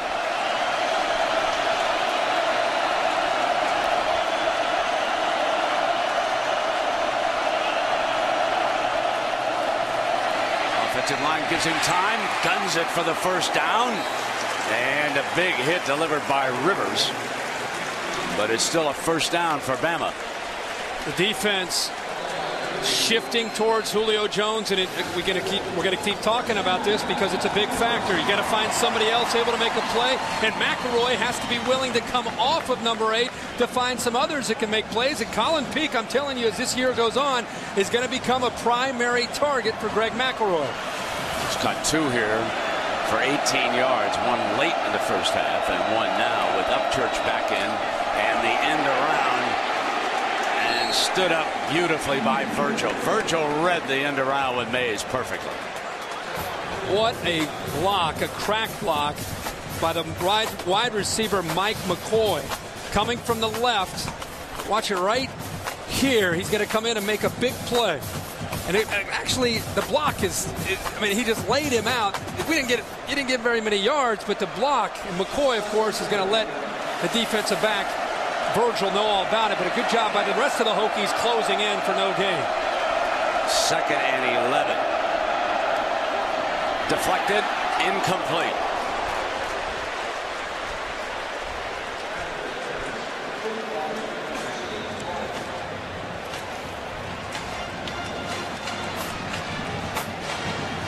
Quickness of Virginia Tech's front 4, allowing them to get right through the Alabama offensive line. Remember, James Carpenter, first-time starter. Lejos, the center, first-time starter. And Barrett Jones, the right guard, first-time starter. Wonder about the continuity. You wonder about the confidence as this game continues on and facing, again, a very aggressive and athletic Virginia Tech front. 3rd and 11. The backers back away. They try to get a 4-man rush in on McElroy. Rolls out to the right now. Can't find an open receiver. Hopkins and Friday get to the football. Friday does a good job of getting around the right tackle, Drew Davis, forcing McElroy to step up. And once McElroy steps up, there's just nobody downfield that he's able to locate, giving Virginia Tech plenty of time to corral him and then force the punt. Hosley, the freshman, back deep again. Remember the veteran Williams. Well, I shouldn't say he's a veteran either, but Hosley made a clean grab, and this one headed for the end zone. What a punt. What a punt. Again, Brian Selman, the center, gets down on P.J. Fitzgerald's punt, which backed up at the goal line, and Virginia Tech will be starting from their own 4. Timeout.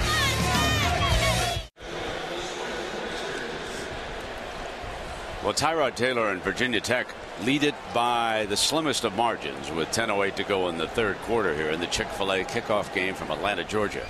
But they are coming out against this fierce Tide defense from the shadow of their own end zone, and you better believe that Alabama will be attacking Taylor. Lisa had mentioned talking with Frank Beamer and the importance of crossing routes. One of the reasons that's so important is when you face man coverage, it's an easy throw, and usually your receivers have a pretty good chance of getting separation from the defensive backs in man coverage. But in the first half, you didn't see that happen very often. See if they can get it going here in the second half.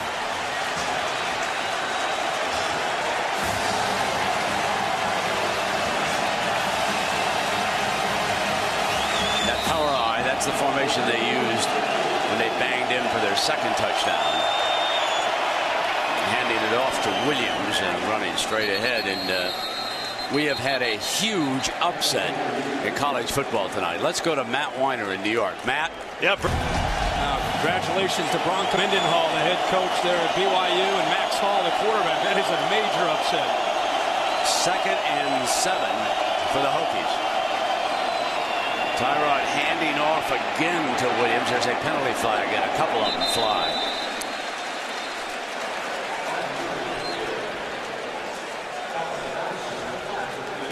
You don't see that very often. It's holding or offensive face mask. One of the linemen took Dante Hightower's helmet, just pulled it off of his head.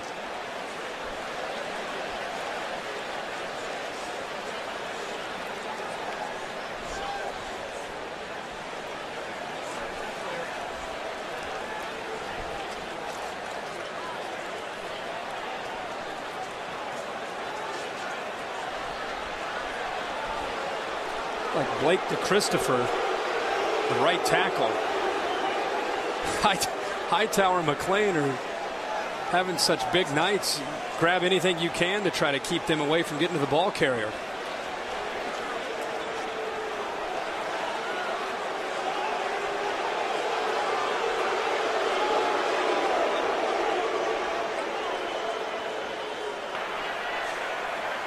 There are 2 fouls on the play. Personal foul, illegal hands to the face on the offense. That penalty's declined. Holding, number 62 of the offense. That penalty's accepted. Half the distance to the goal from the previous spot. Still second down. So with his right hand, he got a hold of the face mask for a personal foul. And his left hand, he's going to hold. Right there, he rips the helmet off, and with his left hand, that's the penalty Nick Saban wants, is the left hand. The right hand, we could take that. But we'll decline that. We want that left hand with the hold. Meanwhile, Dante Hightower says, a helmet? Who needs a helmet? The Hokies run it right straight ahead. Just line up Williams and try to bust it out. Try to give themselves a little daylight. Whatever breathing room they can manage before they have to punt. The dreaded third down against the Alabama defense.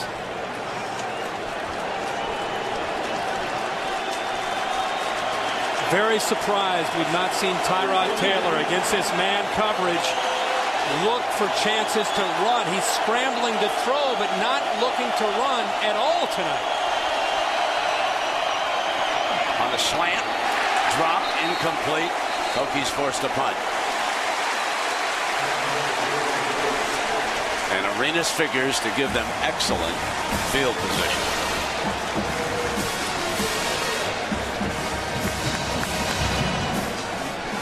Remember, we talked a lot about Beamer ball through the years of Virginia Tech.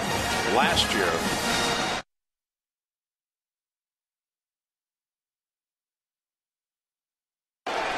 they've got Bowden punting out of his own end zone.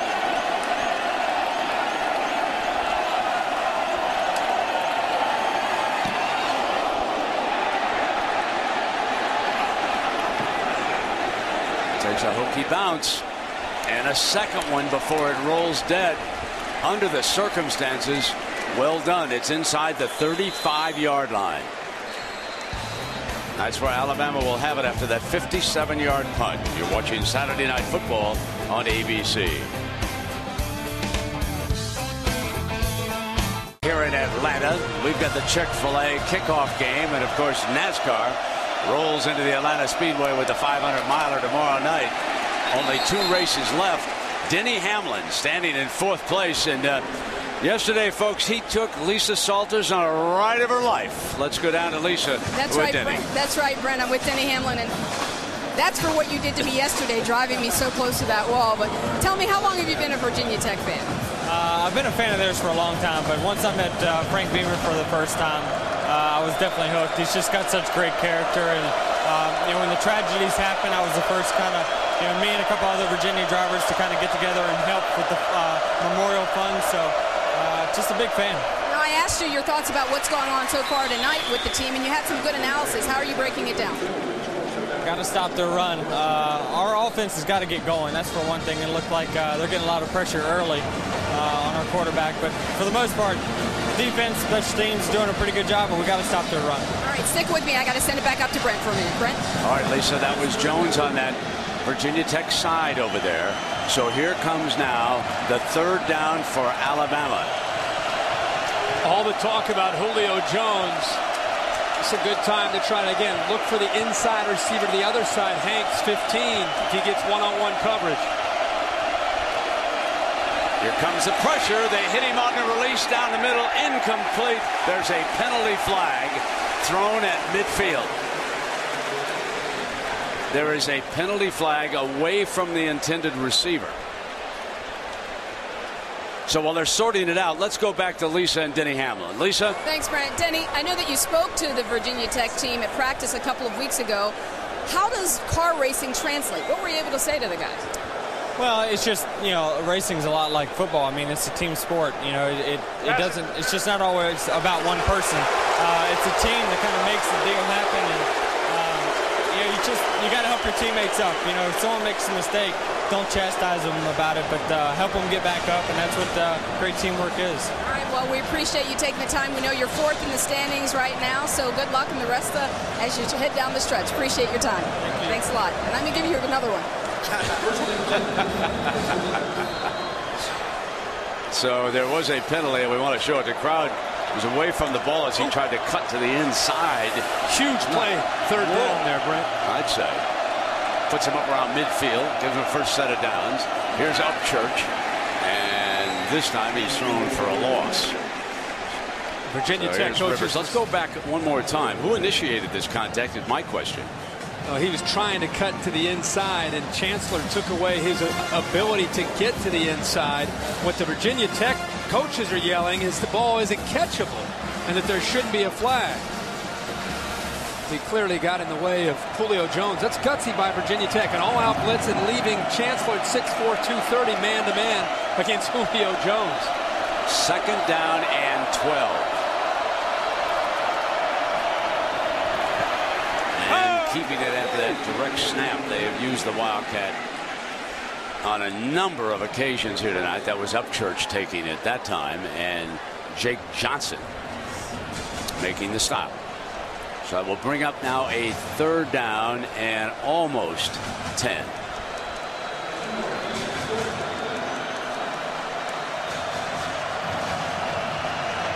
See what Bud Foster dials up defensively this time. Jones goes out to the right of the formation.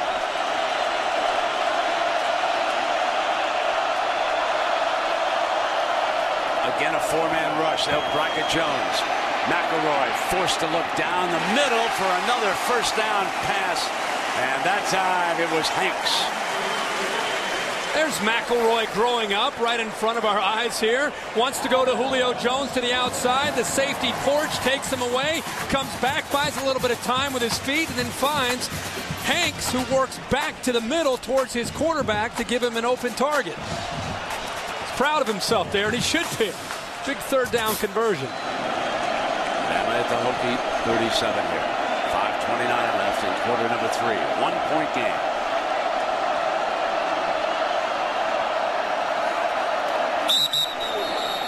Whistle. Left guard Mike Johnson may have moved a little bit early. Prior to the snap, false start, 75 offense, 5-yard penalty, still first down. Barrett Jones is 75. The way these defenses are playing, mental mistakes are costly. Cannot afford to give these defenses any momentum or any yards. It's hard enough to execute. Here comes the pressure.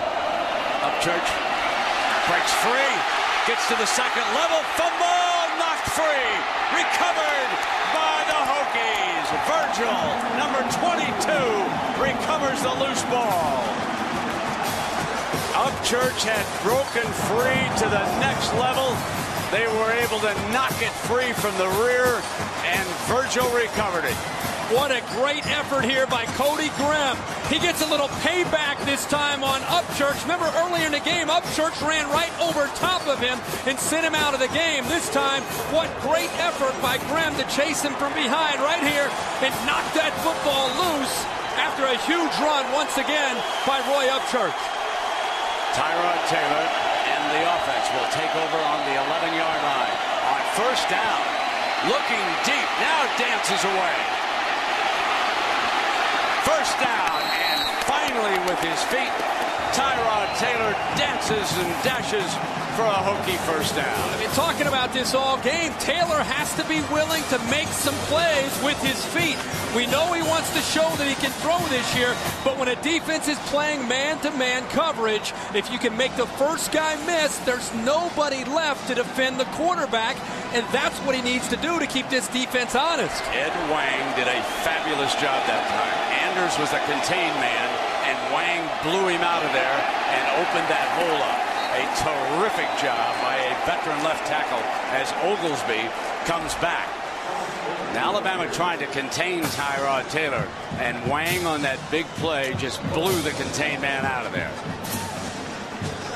Chinese-American left tackle has a brother on the team, and his brother, because of an injury, will be redshirted this year as a freshman. Meanwhile, you can see over the sideline Upchurch being tended to on a hamstring.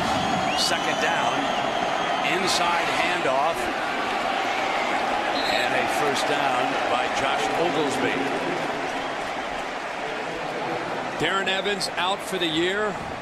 Ryan Williams, Josh Oglesby, and a true freshman, David Wilson, have to be able to pick up the slack. I think a lot of people were anxious to see how these three would be able to do replacing Darren Evans. They all bring something a little bit different. Of the three, Oglesby is a little bit more powerful when he gets his hands on the football. There's Ryan Williams, who's played quite a bit and had a touchdown tonight for the Hokies.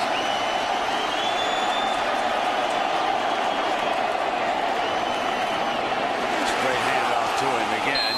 And we check in for an update with New York. 2nd and 11 for the Hokies.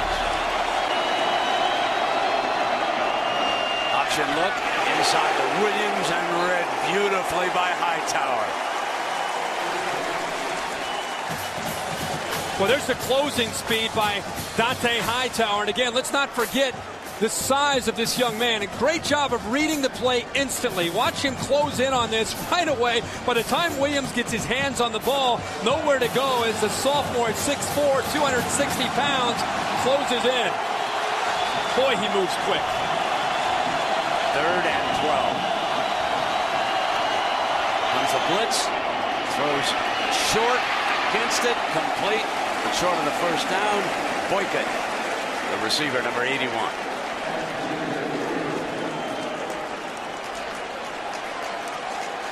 Trying to hit those crossing routes that Frank Beamer talked about. But not only do you have to deal with the defensive backs, but the defensive line is so well schooled that they're turning back and chasing as well. Here comes Arenas.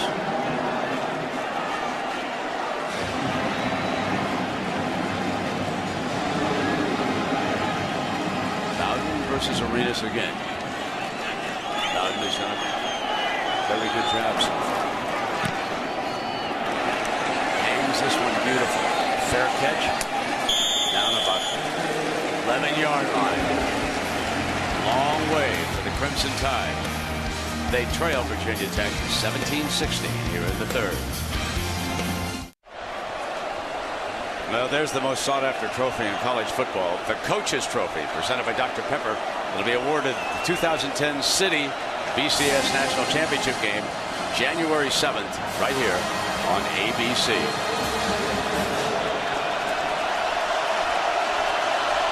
McElroy handing it off, and busting free is Ingram, now to the 29-yard line. Start to get closer and closer to this fourth quarter. You wonder about the size of Alabama up front on the offensive line. In the back, Mark Ingram, who's a powerful runner. If they can eventually start to wear down the undersized, albeit athletic, Virginia Tech defense. That's hard running that time by Ingram for a big gain. 18 yards. Run that draw. Nothing doing this time. Just to follow up what Kirk is pointing out, time of possession for Alabama, 26.5 minutes to 17.5 minutes. Now there is Bud Foster. And let me point out again what he's done against quarterbacks who've had 2 or fewer previous career starts since 2004. Only 4 touchdowns. They have only completed 47% against him. And he's forced 7 fumbles, 20 sacks, and 8 interceptions. Those are impressive numbers. And tonight McElroy is trying to beat that on. Drops off the screen to Ingram on the right side. Close to another first down before Johnson makes a stop. Good call on second long, drawing the defensive line towards McElroy, and another simple throw for him to just get it out to the back, setting up this third down. You know, it seems like every year, college football, no matter what Virginia Tech has coming back, you know one thing's for sure. Their defense with Bud Foster is going to play some football. Pretty every amazing, year. Isn't it? Oh. Well, this presentation of Saturday Night Football, presented by Southwest Airlines, will return after this message and a word from our ABC stations.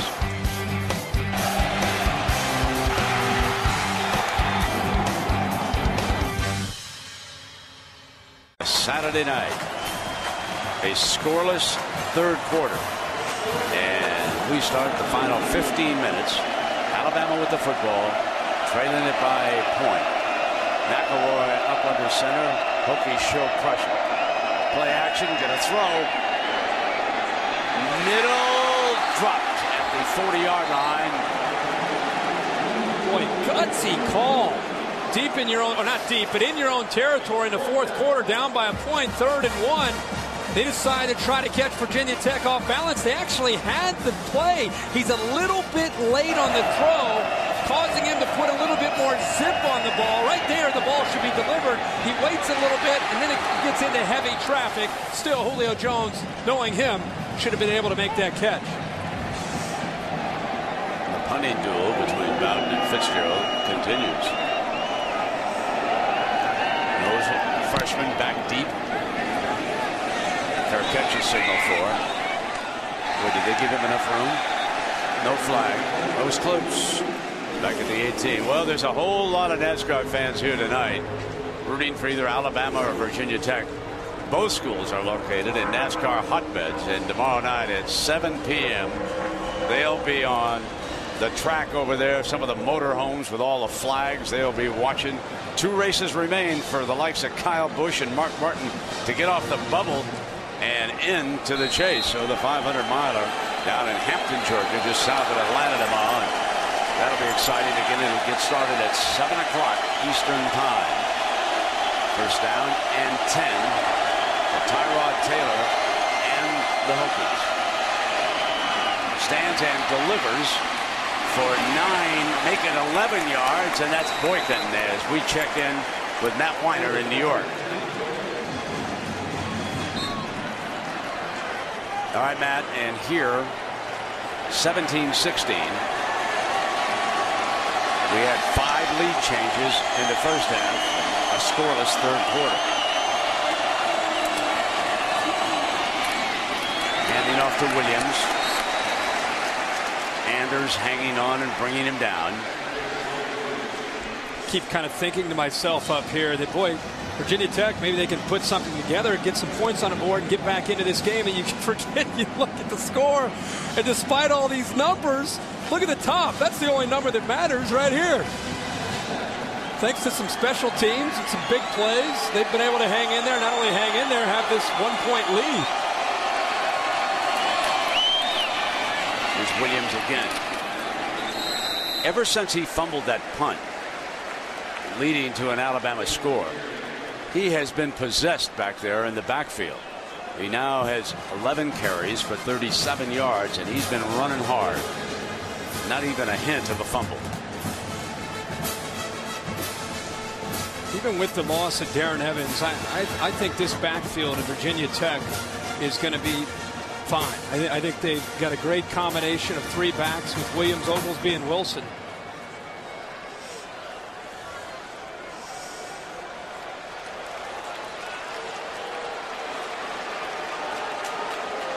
The thing to watch now in this fourth quarter is Tyrod Taylor.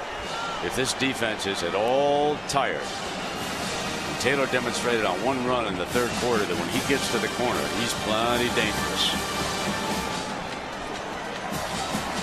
He's 8 of 16 tonight for only 86 yards. McElroy is thrown for 145. Here he is on 3rd and 1 up under center.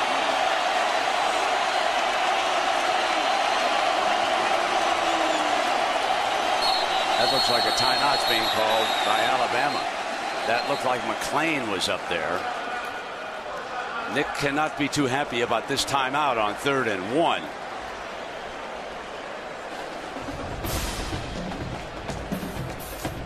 We'll take a break.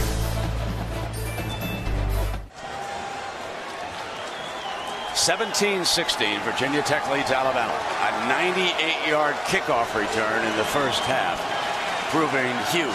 This is 3rd and 1 for the Hokies. Williams hitting the backfield, shakes free, 1st and 10, and then just kept on going.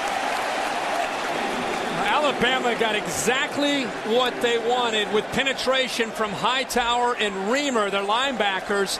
They're there to make the play, but Williams slipped off them. And it's against the Hokies.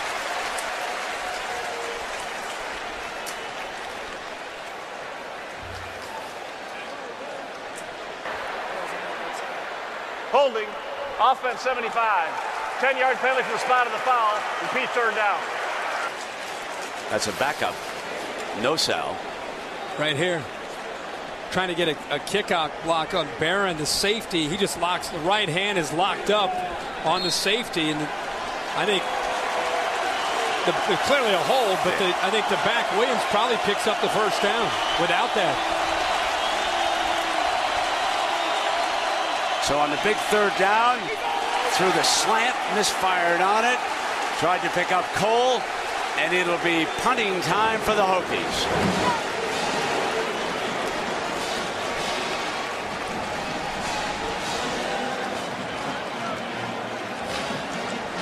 Bowden against Arenas one more time. There's been some really close calls on the pass interference that probably could have gone either way, and that was one that I'm sure Virginia Tech fans at home are saying, where's the call? Called Chancellor earlier on one against Julio Jones. Where's the call on that one?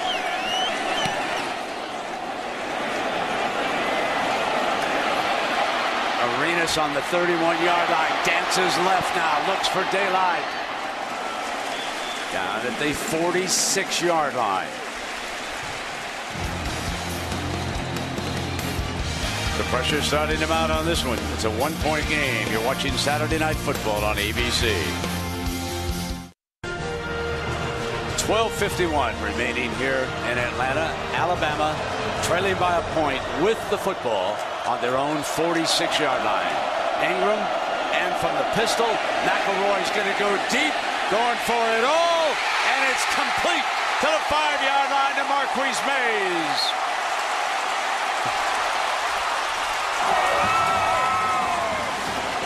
Tell you what, Greg McElroy told us, and he's now proving it tonight, that he is most comfortable throwing the deep ball. A little bit of a play-action fake to Ingram, trying to get the defense to respect that. It's the second time tonight we've seen him throw it over the shoulder of a receiver deep downfield, and both times behind Cam Chancellor, the safety. The first one was Hanks, and this time he finds Mays.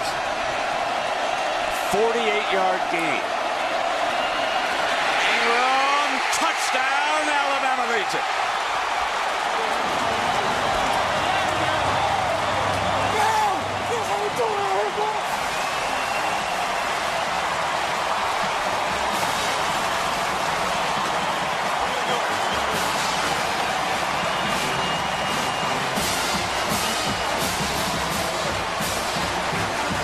Mays is coming back because they will go for 2. Up by 5. They'll try to make it a 7. So McElroy, in the span of 28 seconds, goes 54 yards in 2 plays.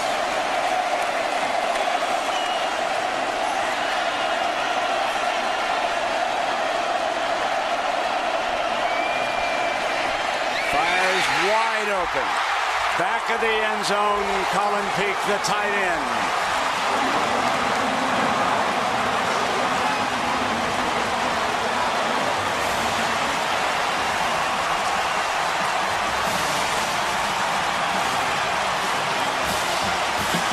First it was Ingram. McElroy firing, and the tight end is all alone.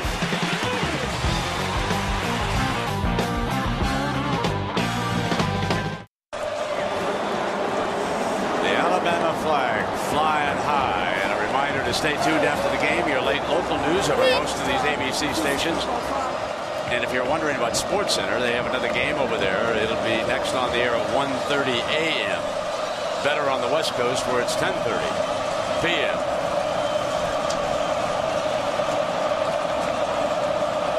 Roberts back deep, awaits the tip and kick. This is Morgan. They do not give Roberts a chance. Ball loose. And Alabama appears to have jumped on it. They've got it. The referee just signaled they've got it.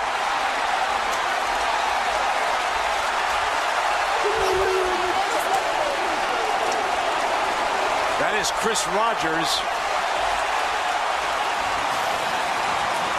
Chris Rogers does a good job of punching the ball loose. He's held up right there by Green, and 8 gets in there and punches the ball loose well before Morgan goes down. This kickoff coverage team from Alabama almost as relentless as the defense tonight, with the exception of the one return. Thank you. I knew you were getting ready to give me that kidney shot there.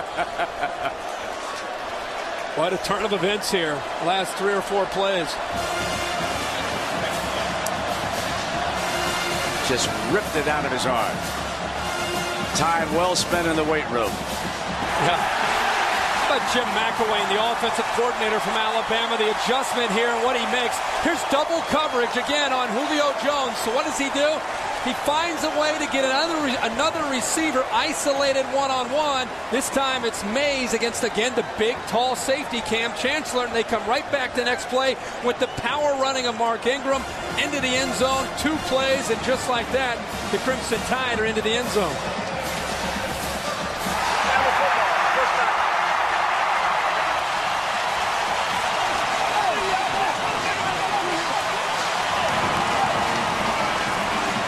Nick Saban talked to us this week about the importance of leadership emerging for the 2009 Alabama team, especially the way last season ended. And in a grudge match like this, that might be happening down there on his football field for the Crimson Tide. Frank Beamer hoping his defense can hold that line. Down by 7. Ingram slant, daylight. Inside the 5, 1st and goal. The Tide rolling right now.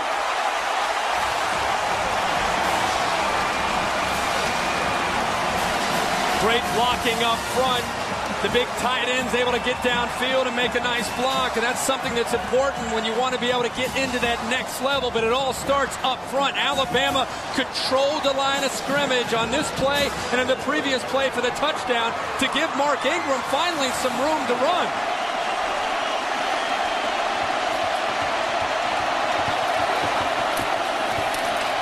The hole was stuffed this time, and it will be second down.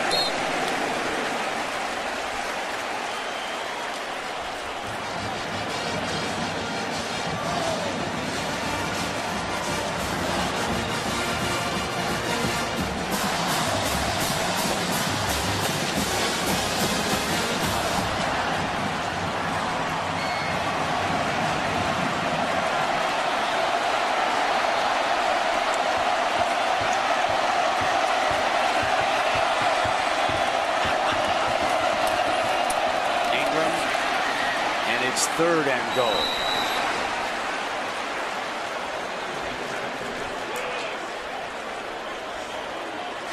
Virginia Tech defense obviously realizing that they've got to take Ingram away. They have to slow down Ingram in the way the offensive line has been kind of creating that penetration, allowing him to find those seams. In the last two plays, hunkering down to create this third down.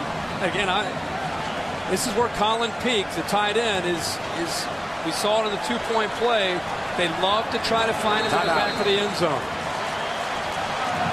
Time was running down. Didn't get the play in quickly enough to him. You can read it on McElroy's face.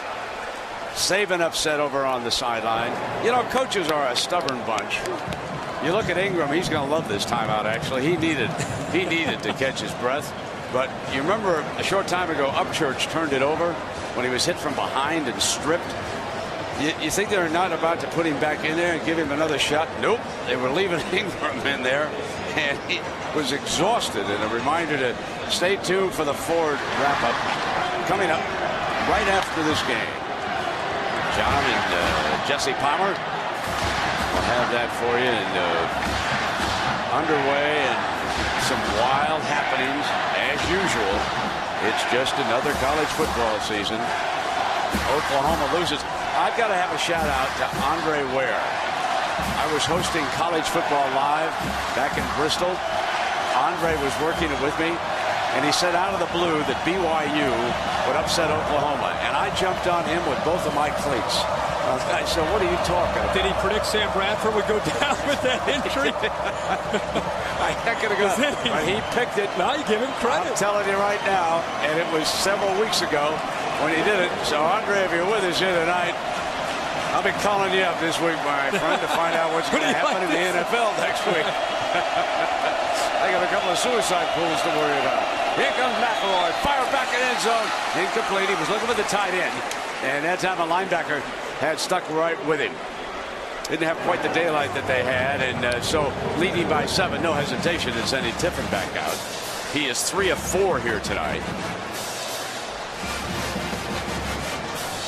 He's locked in there. Locked in. He wanted Peak in the back of that end zone. Talked about it before the snap. And Rivers thinking the same thing. Wallison cleared the back of the end zone. 20-yarder. Over on the left. And that hash slices it through. Remember, he missed from the right. Here tonight, a little breathing room for the Crimson Tide. But there's still 10 and a half to go. In the background of our two competitors' helmets, Stone Mountain, Georgia. And we get ready, and that sensational freshman prospect, David Wilson, has gone back as one of the return men. Remember, he's got breakout speed. Roberts and Wilson.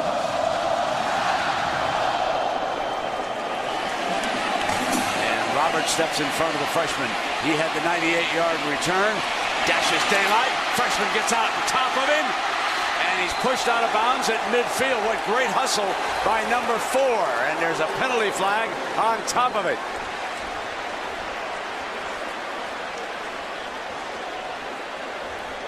Tell you what, Tyrell Roberts wants the ball in his hands, and He definitely, every single time he gets an opportunity on a kickoff return, he seems to find a seam. Dead ball, personal foul, late hit out of bounds, number 36 of the kicking team. 15-yard penalty at the end of the run, automatic first out. That's Chris Jordan. He's a sophomore linebacker. With 10 unanswered points by Alabama and the momentum starting to favor them. This return is big, and then another mental mistake by Alabama. And look at the field position for Virginia Tech. But remember, Tech has only 126 yards of offense here tonight.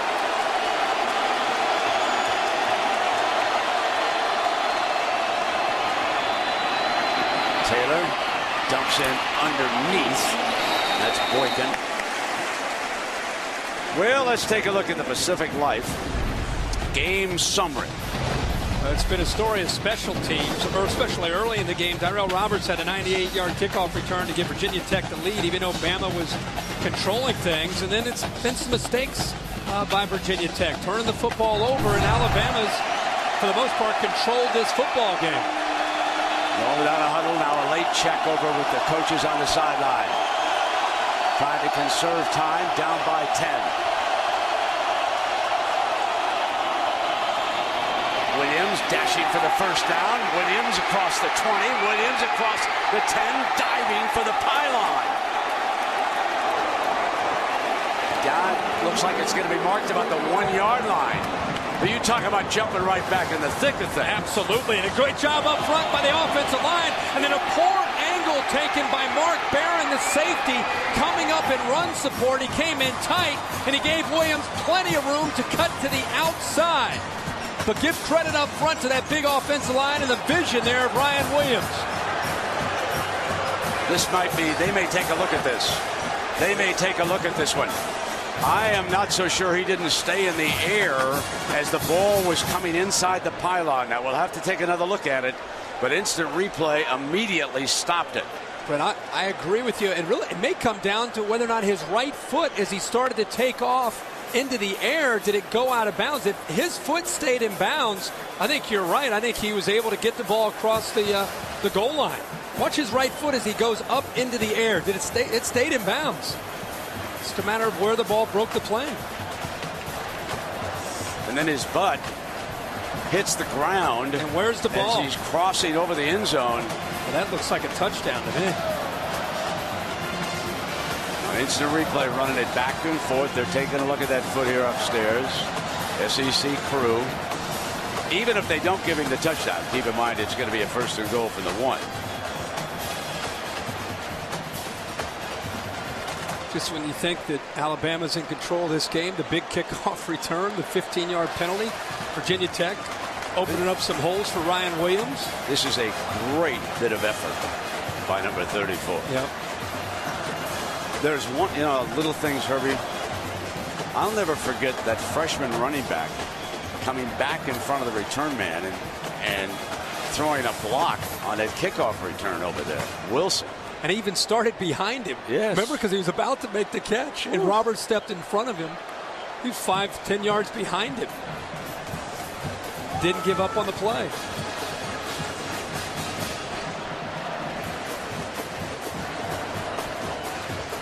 You love to see true freshmen being put into this atmosphere and having a chance to do just a thing like hustling downfield and coming up with a block that might spring the back of the return man another 5 or 10 yards. After further review, video shows that the runner broke the plane of the goal line with the football. Therefore, the ruling is overturned. Touchdown. That's the right call.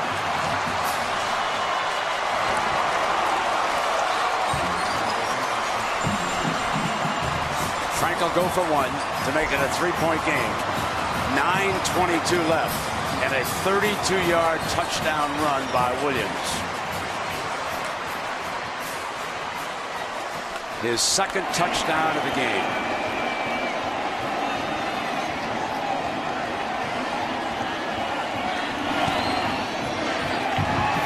The first time he's kicked since high school. Auburn adds the point. We've got a 3-point game. Nice block here by the right guard, James Brooks, who goes up to pick up Hightower, and then the vision to find the seam by Ryan Williams. And, of course, later the effort. Look at 68 right there. Just get enough of Hightower. A poor angle taken by Mark Barron. He comes too far to the inside. I'll tell you what, the redshirt freshman gave everything that he had to get the football into the end zone. This is an offense that has struggled all night long, and even down 10 into the fourth quarter, they're not giving up, which is a trademark for a Frank Beamer football team. We got a long way to go in this one.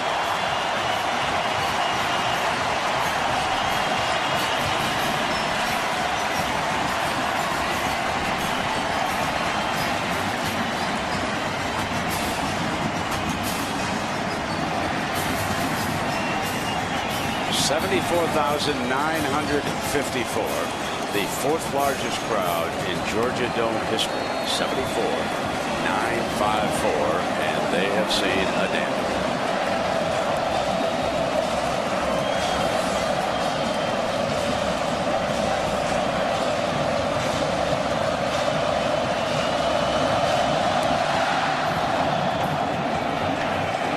Kickoff fielded by Arenas at the 10. To the 26 and down.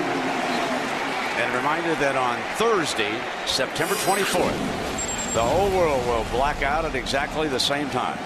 Everyone will see a flash of their own future, and mankind will take on the greatest mystery it's ever faced. ABC's new series, Flash Forward, will premiere at 8, 7 Central on ABC.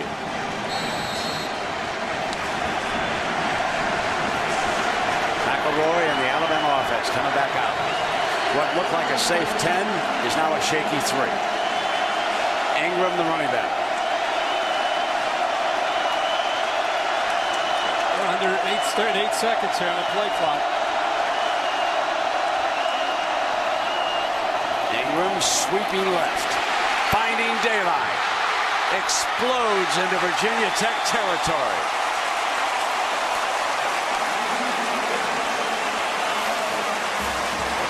Big left tackle, the junior college transfer, James Carpenter, leading the way. And how about the vision and then the burst by number 22, Mark Ingram. Slides to the outside and then finds that crease and gets upfield in a hurry. He's starting to find his own little rhythm right now with a career high, 131 yards and counting. Going over 100 with that 39-yard run. And now they will give him a blow, and Terry Grant comes in. Grant goes in the same direction. Penalty flag is flying.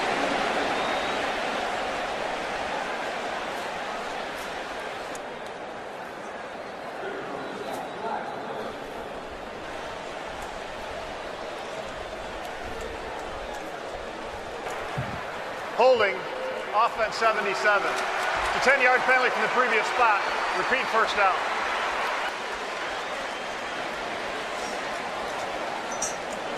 .842 remaining.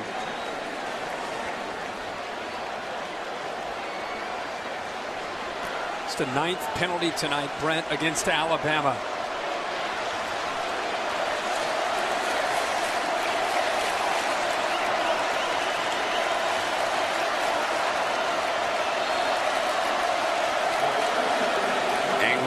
Back on the field.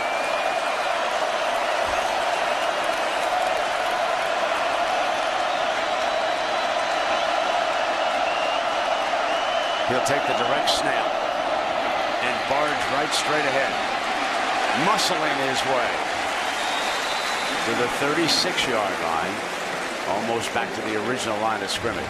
Big fellas up front, the last few drives starting to push Virginia Tech around. And not only that, boy, Mark Ingram, talk about first game, what kind of shape are these teams in? Seems like Mark Ingram's getting better the longer this game goes on and the more of a pounding he's taking. I said during the week, he is no longer a freshman. He has the body of an NFL running back. He is in great shape.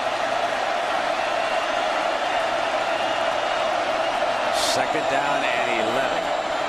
Play action, McElroy. Got his tight end. First down at the 17-yard line. So Peak again comes open in the middle. That's 19 more yards. They've been going after Cam Chancellor. This time they're going to try to find a spot between the linebackers and the safety. Nice soft spot and a good job of breaking down the route by Peak to not continue forward into where the defender was sitting and waiting for him. Good job of communication by a first-time starting quarterback in McElroy, and Colin Peak coming off a transfer year. On first down, the handoff to Ingram. Tries to find a hole on the right side.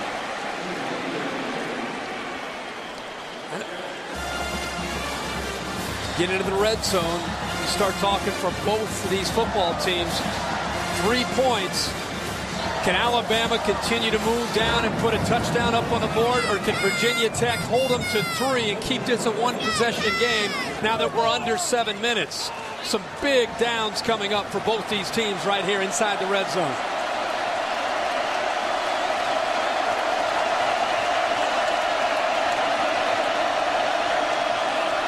Second and 11, rolling hard to the right, comes in underneath. Ingram, touchdown, Alabama. A beautifully designed play as Mays cleared the corner out, and they brought the running back in underneath, and it was daylight for Ingram. What a beautifully designed play.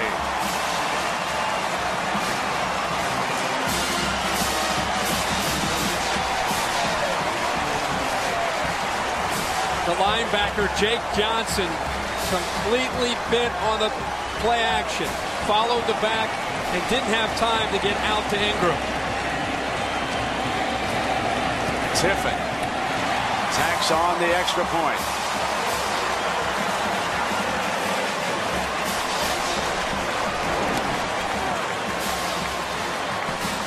Right here.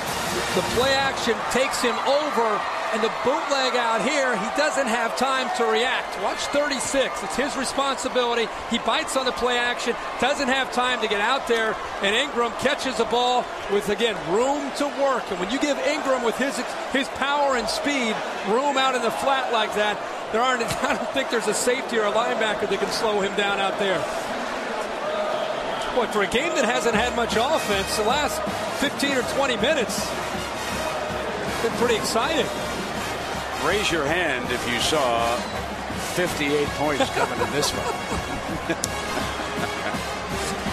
I'll tell you, if I'm an Alabama fan, I'm sitting there looking at a sophomore in Ingram and McElroy as a redshirt junior, thinking about leadership and how important the intangibles are being a championship team. You got to be pretty happy for the first game and the way this team has battled through some adversity. Both these teams have battled through a lot of adversity to compete.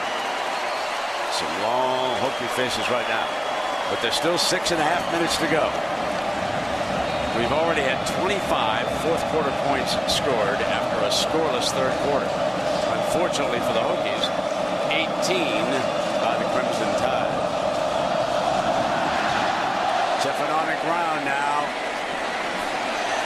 trying to slow down these great return men. Wilson, the freshman, stopped short of the 20-yard line.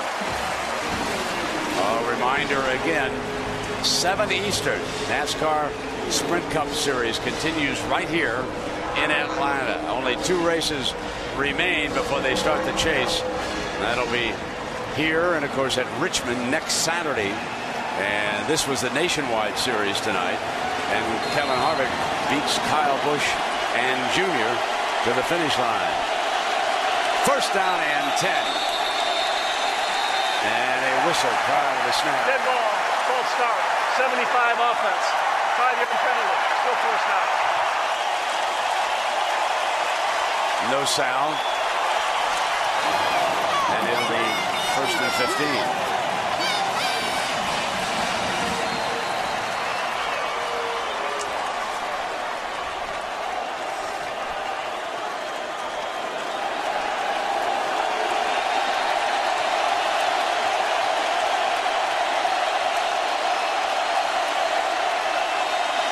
Here's Taylor throwing middle, but he threw behind his receiver. Incomplete.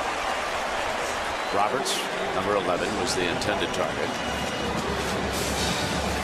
As if the Alabama pass rush hasn't been tough enough for Virginia Tech to deal with. Now they're just pinning their ears back and coming after Tyrod Taylor. It gives you an idea of the ball control and the time of possession and how it has favored Alabama throughout most of this game. It's really not a good indication of the way the game has gone as far as the score. Alabama bringing pressure on Tyrod, and he'll run away from it. Take it out of bounds at the 17-yard line, and it'll be 3rd down. That was Barron, the safety.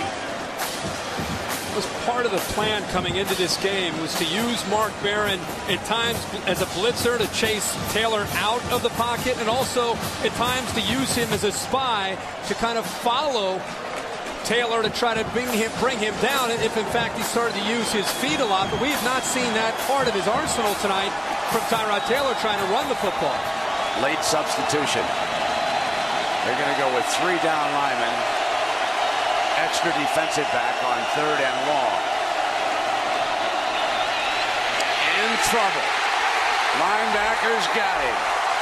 Rolando McClain trying to make up for when he lost his composure earlier in the game. He sacks Taylor and forces a punt. Brett, watch number 62, Blake DeChristopher. This is what Alabama will do to you. He doesn't touch anybody. It's because he's confused with the look from Alabama. It's a great illustration of what Alabama can do to you. The right tackle, Blake DeChristopher, didn't touch a soul because he didn't know if he should go to his right or to his left. Meanwhile, Rolando McClain went right by him. Arenas will attempt to put this in the W column right now. And he's got a signal for a fair catch. Bowden's done a superb job against one of the finest punt returners in college football. Well, we are told by some that's at least 2 weeks sideline. We'll wait and see about that. Ingram muscling his way for 11 more yards. I love the look of Mark Ingram. You and I saw him this week and kind of both looked at each other and said, well, this guy is going to have a huge year for Alabama. It's an offense that's built around being physical, built around their ability to run the football. Occasionally they'll go play action, occasionally throw it downfield to Julio Jones, but Mark Ingram is the key to Alabama football in 2009 on the offensive side of the ball. He sets the tone and everything comes off of him. Saban wants him to work on the clock right now with a 10-point lead and 4:17. Just keep muscling. Of course, it stops on a 1st down, but here is Nick. I want to tell you a little anecdote about Nick Saban. So he's talking about how visible his life is as a coach over in Tuscaloosa and how careful you have to be, and we're just chatting about that and this and that. And he says, I gave up drinking. He said, when I go out, I don't even get 1 beer or a glass of wine. He said, I just gave it flat up. Because if you go out and this team loses, you go from having 1 drink to being a drunk. So I just gave it up. Now, that is discipline, ladies and gentlemen. In my case, not going to happen. I can't wait for a cool one after this, Dandy. 3:44. Oh, mercy. But you want to join me for some Sports Center hits? We got all night tonight. I love you, my friend. Gotta get ready for that NASCAR race tomorrow. Let's see. So what's the difference between the Cup and the Chase? Well, the Cup and the Chase, and it's the same thing. It's like the golf at the end of the season. It's the playoffs. So you qualify the drivers, and they're the only ones who can win the championship trophy. Okay. So you got to get the Dirty Dozen in there, and they arguably are the best. And they have come back now with Roy Upchurch. Remember how hard Upchurch ran, and then unfortunately, Russ Grimm's son knocked the ball out of his hands, and that is number 26, Cody Grimm. He's a linebacker for Virginia Tech, and that is, you might remember the great Russ Grimm, now coaching in the NFL. Well, that's his son. Talking about NASCAR, you and Lisa, while I was in a game day meeting, you guys had a little bit of fun, I guess, going around the track. Yeah, we did indeed.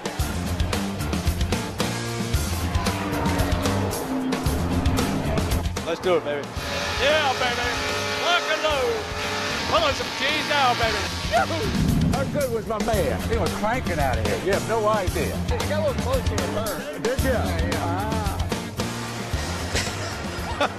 You guys, I'll tell you what, you said, I mean, you've been in jets, you've done a lot of things. Right. How did that rank up for some of these?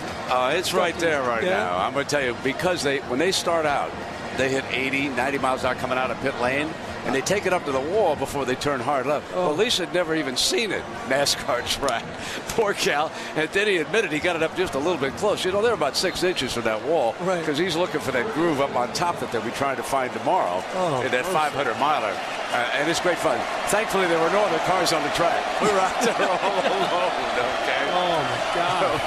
You guys are gutsy. Here is third down. And Upchurch. Boy, what a great game Ingram had. Was he hurt down there? Is he shaken up? What a shame that would be with the way he's played. Yeah,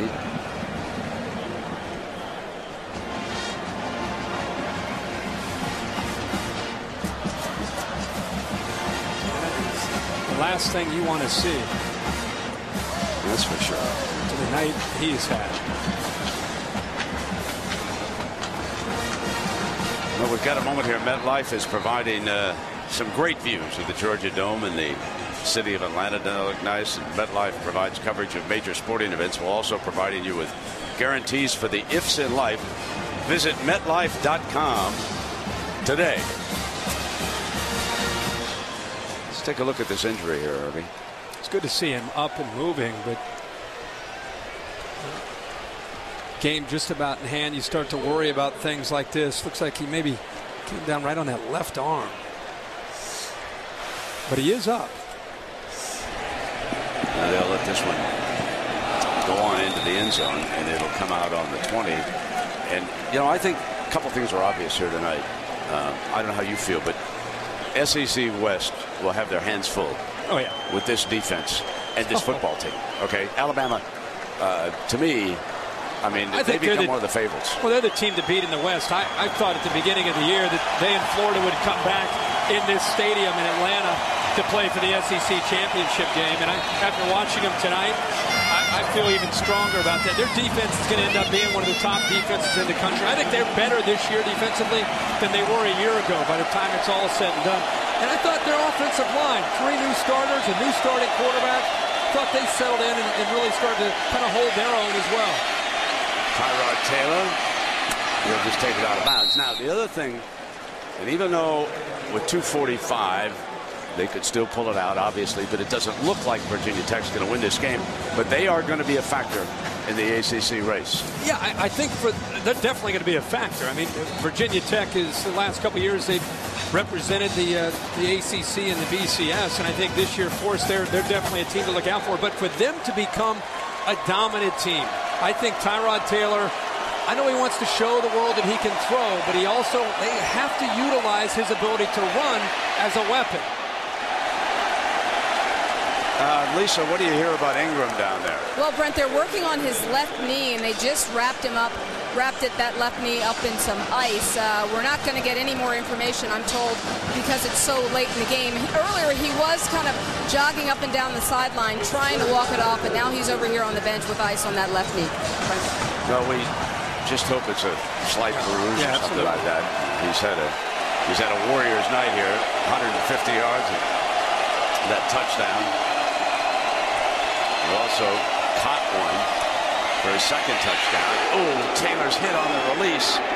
Deep and out of bounds. That was a great catch by Jackson, but he was out of bounds. Well, one of the corners came on the blitz and Arenas, and the other corner, Jackson, had great man coverage on Roberts. They bring Arenas from what they call the star position, and the 5 defensive backs. The nickel comes over the slot, came down on a blitz and forced the errant throw, and his sidekick Jackson goes up and makes the interception, but out of bounds.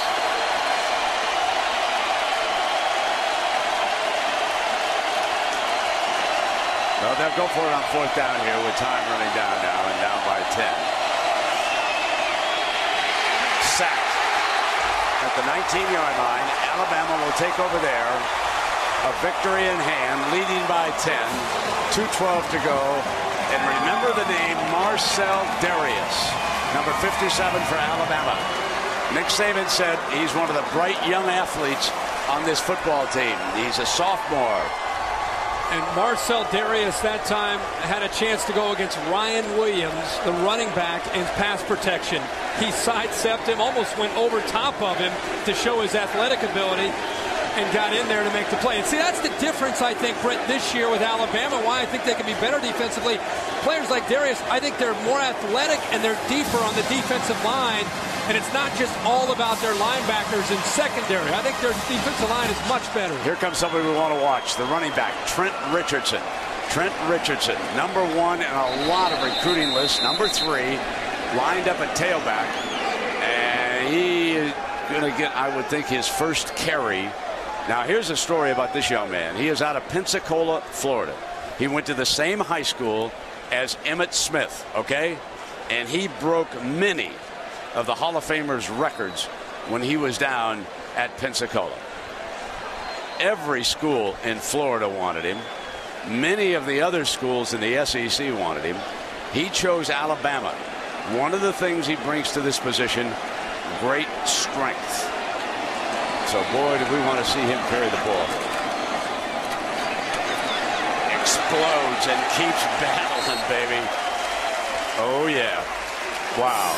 Well, just because they're all related doesn't mean they always relate. One big, straight, gay, multicultural, traditional, happy family comedy. Modern Family, Herbie. Premieres Wednesday, September 23rd at 9/8 Central. Part of ABC Comedy Wednesday. Got a little bit for everybody in there. I guess so. Whatever turns you on. Second down now. Got a minute and a half to go. There he is again. Young Richardson.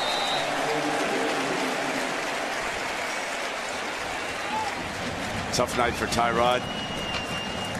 Thing about Tyrod Taylor and Virginia Tech and Brian Steinspring, the offensive coordinator, they go back to the drawing board and get ready for the rest of their season. Now, they're not going to play too many defenses, if any defenses, that's as good as this Alabama group. He struggled tonight throwing the football. Richardson right there in that deep eye. McElroy has been efficient as Richardson steps off to the outside. One thing we should mention about McElroy coming from Texas, his father is a high-ranking executive with the Dallas Cowboys. I believe he is the head of marketing for the Cowboys. Mom and dad are here tonight. And McElroy again replaced Chase Daniel at Carroll High School.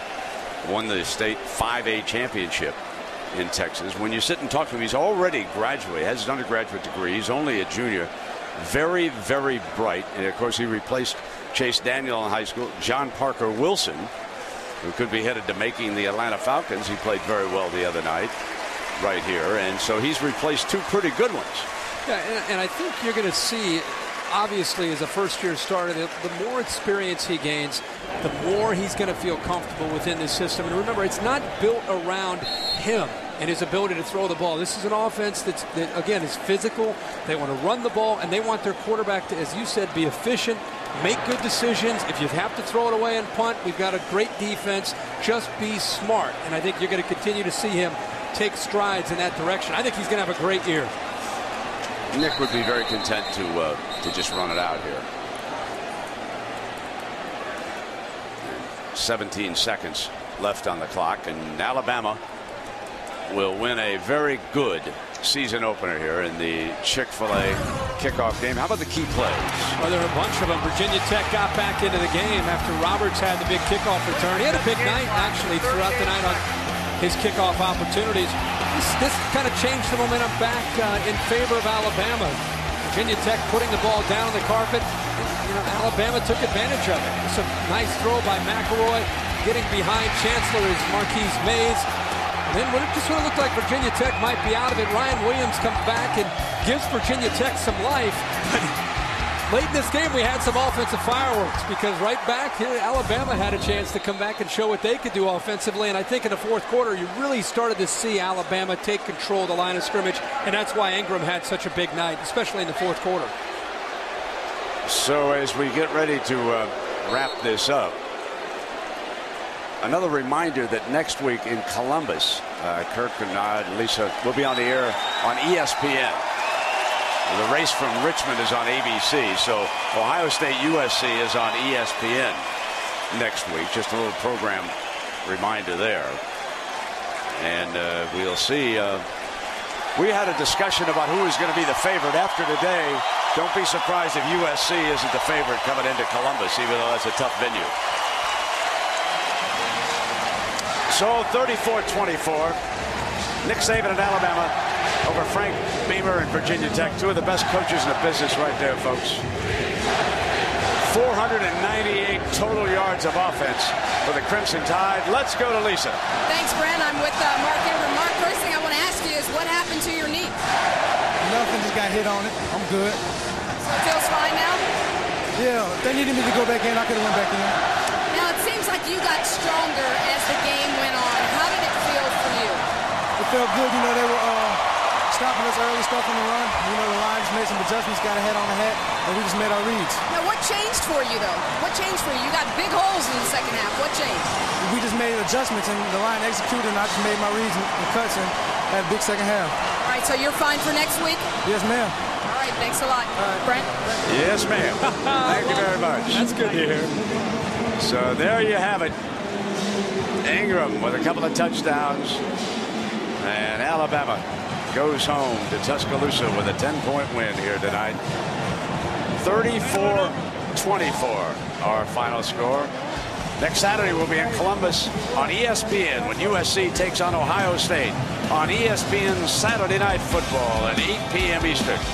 Now, we're going to take you to Times Square for the Ford wrap-up with John Saunders and Jesse Palmer. So long, everybody. Take it away, John.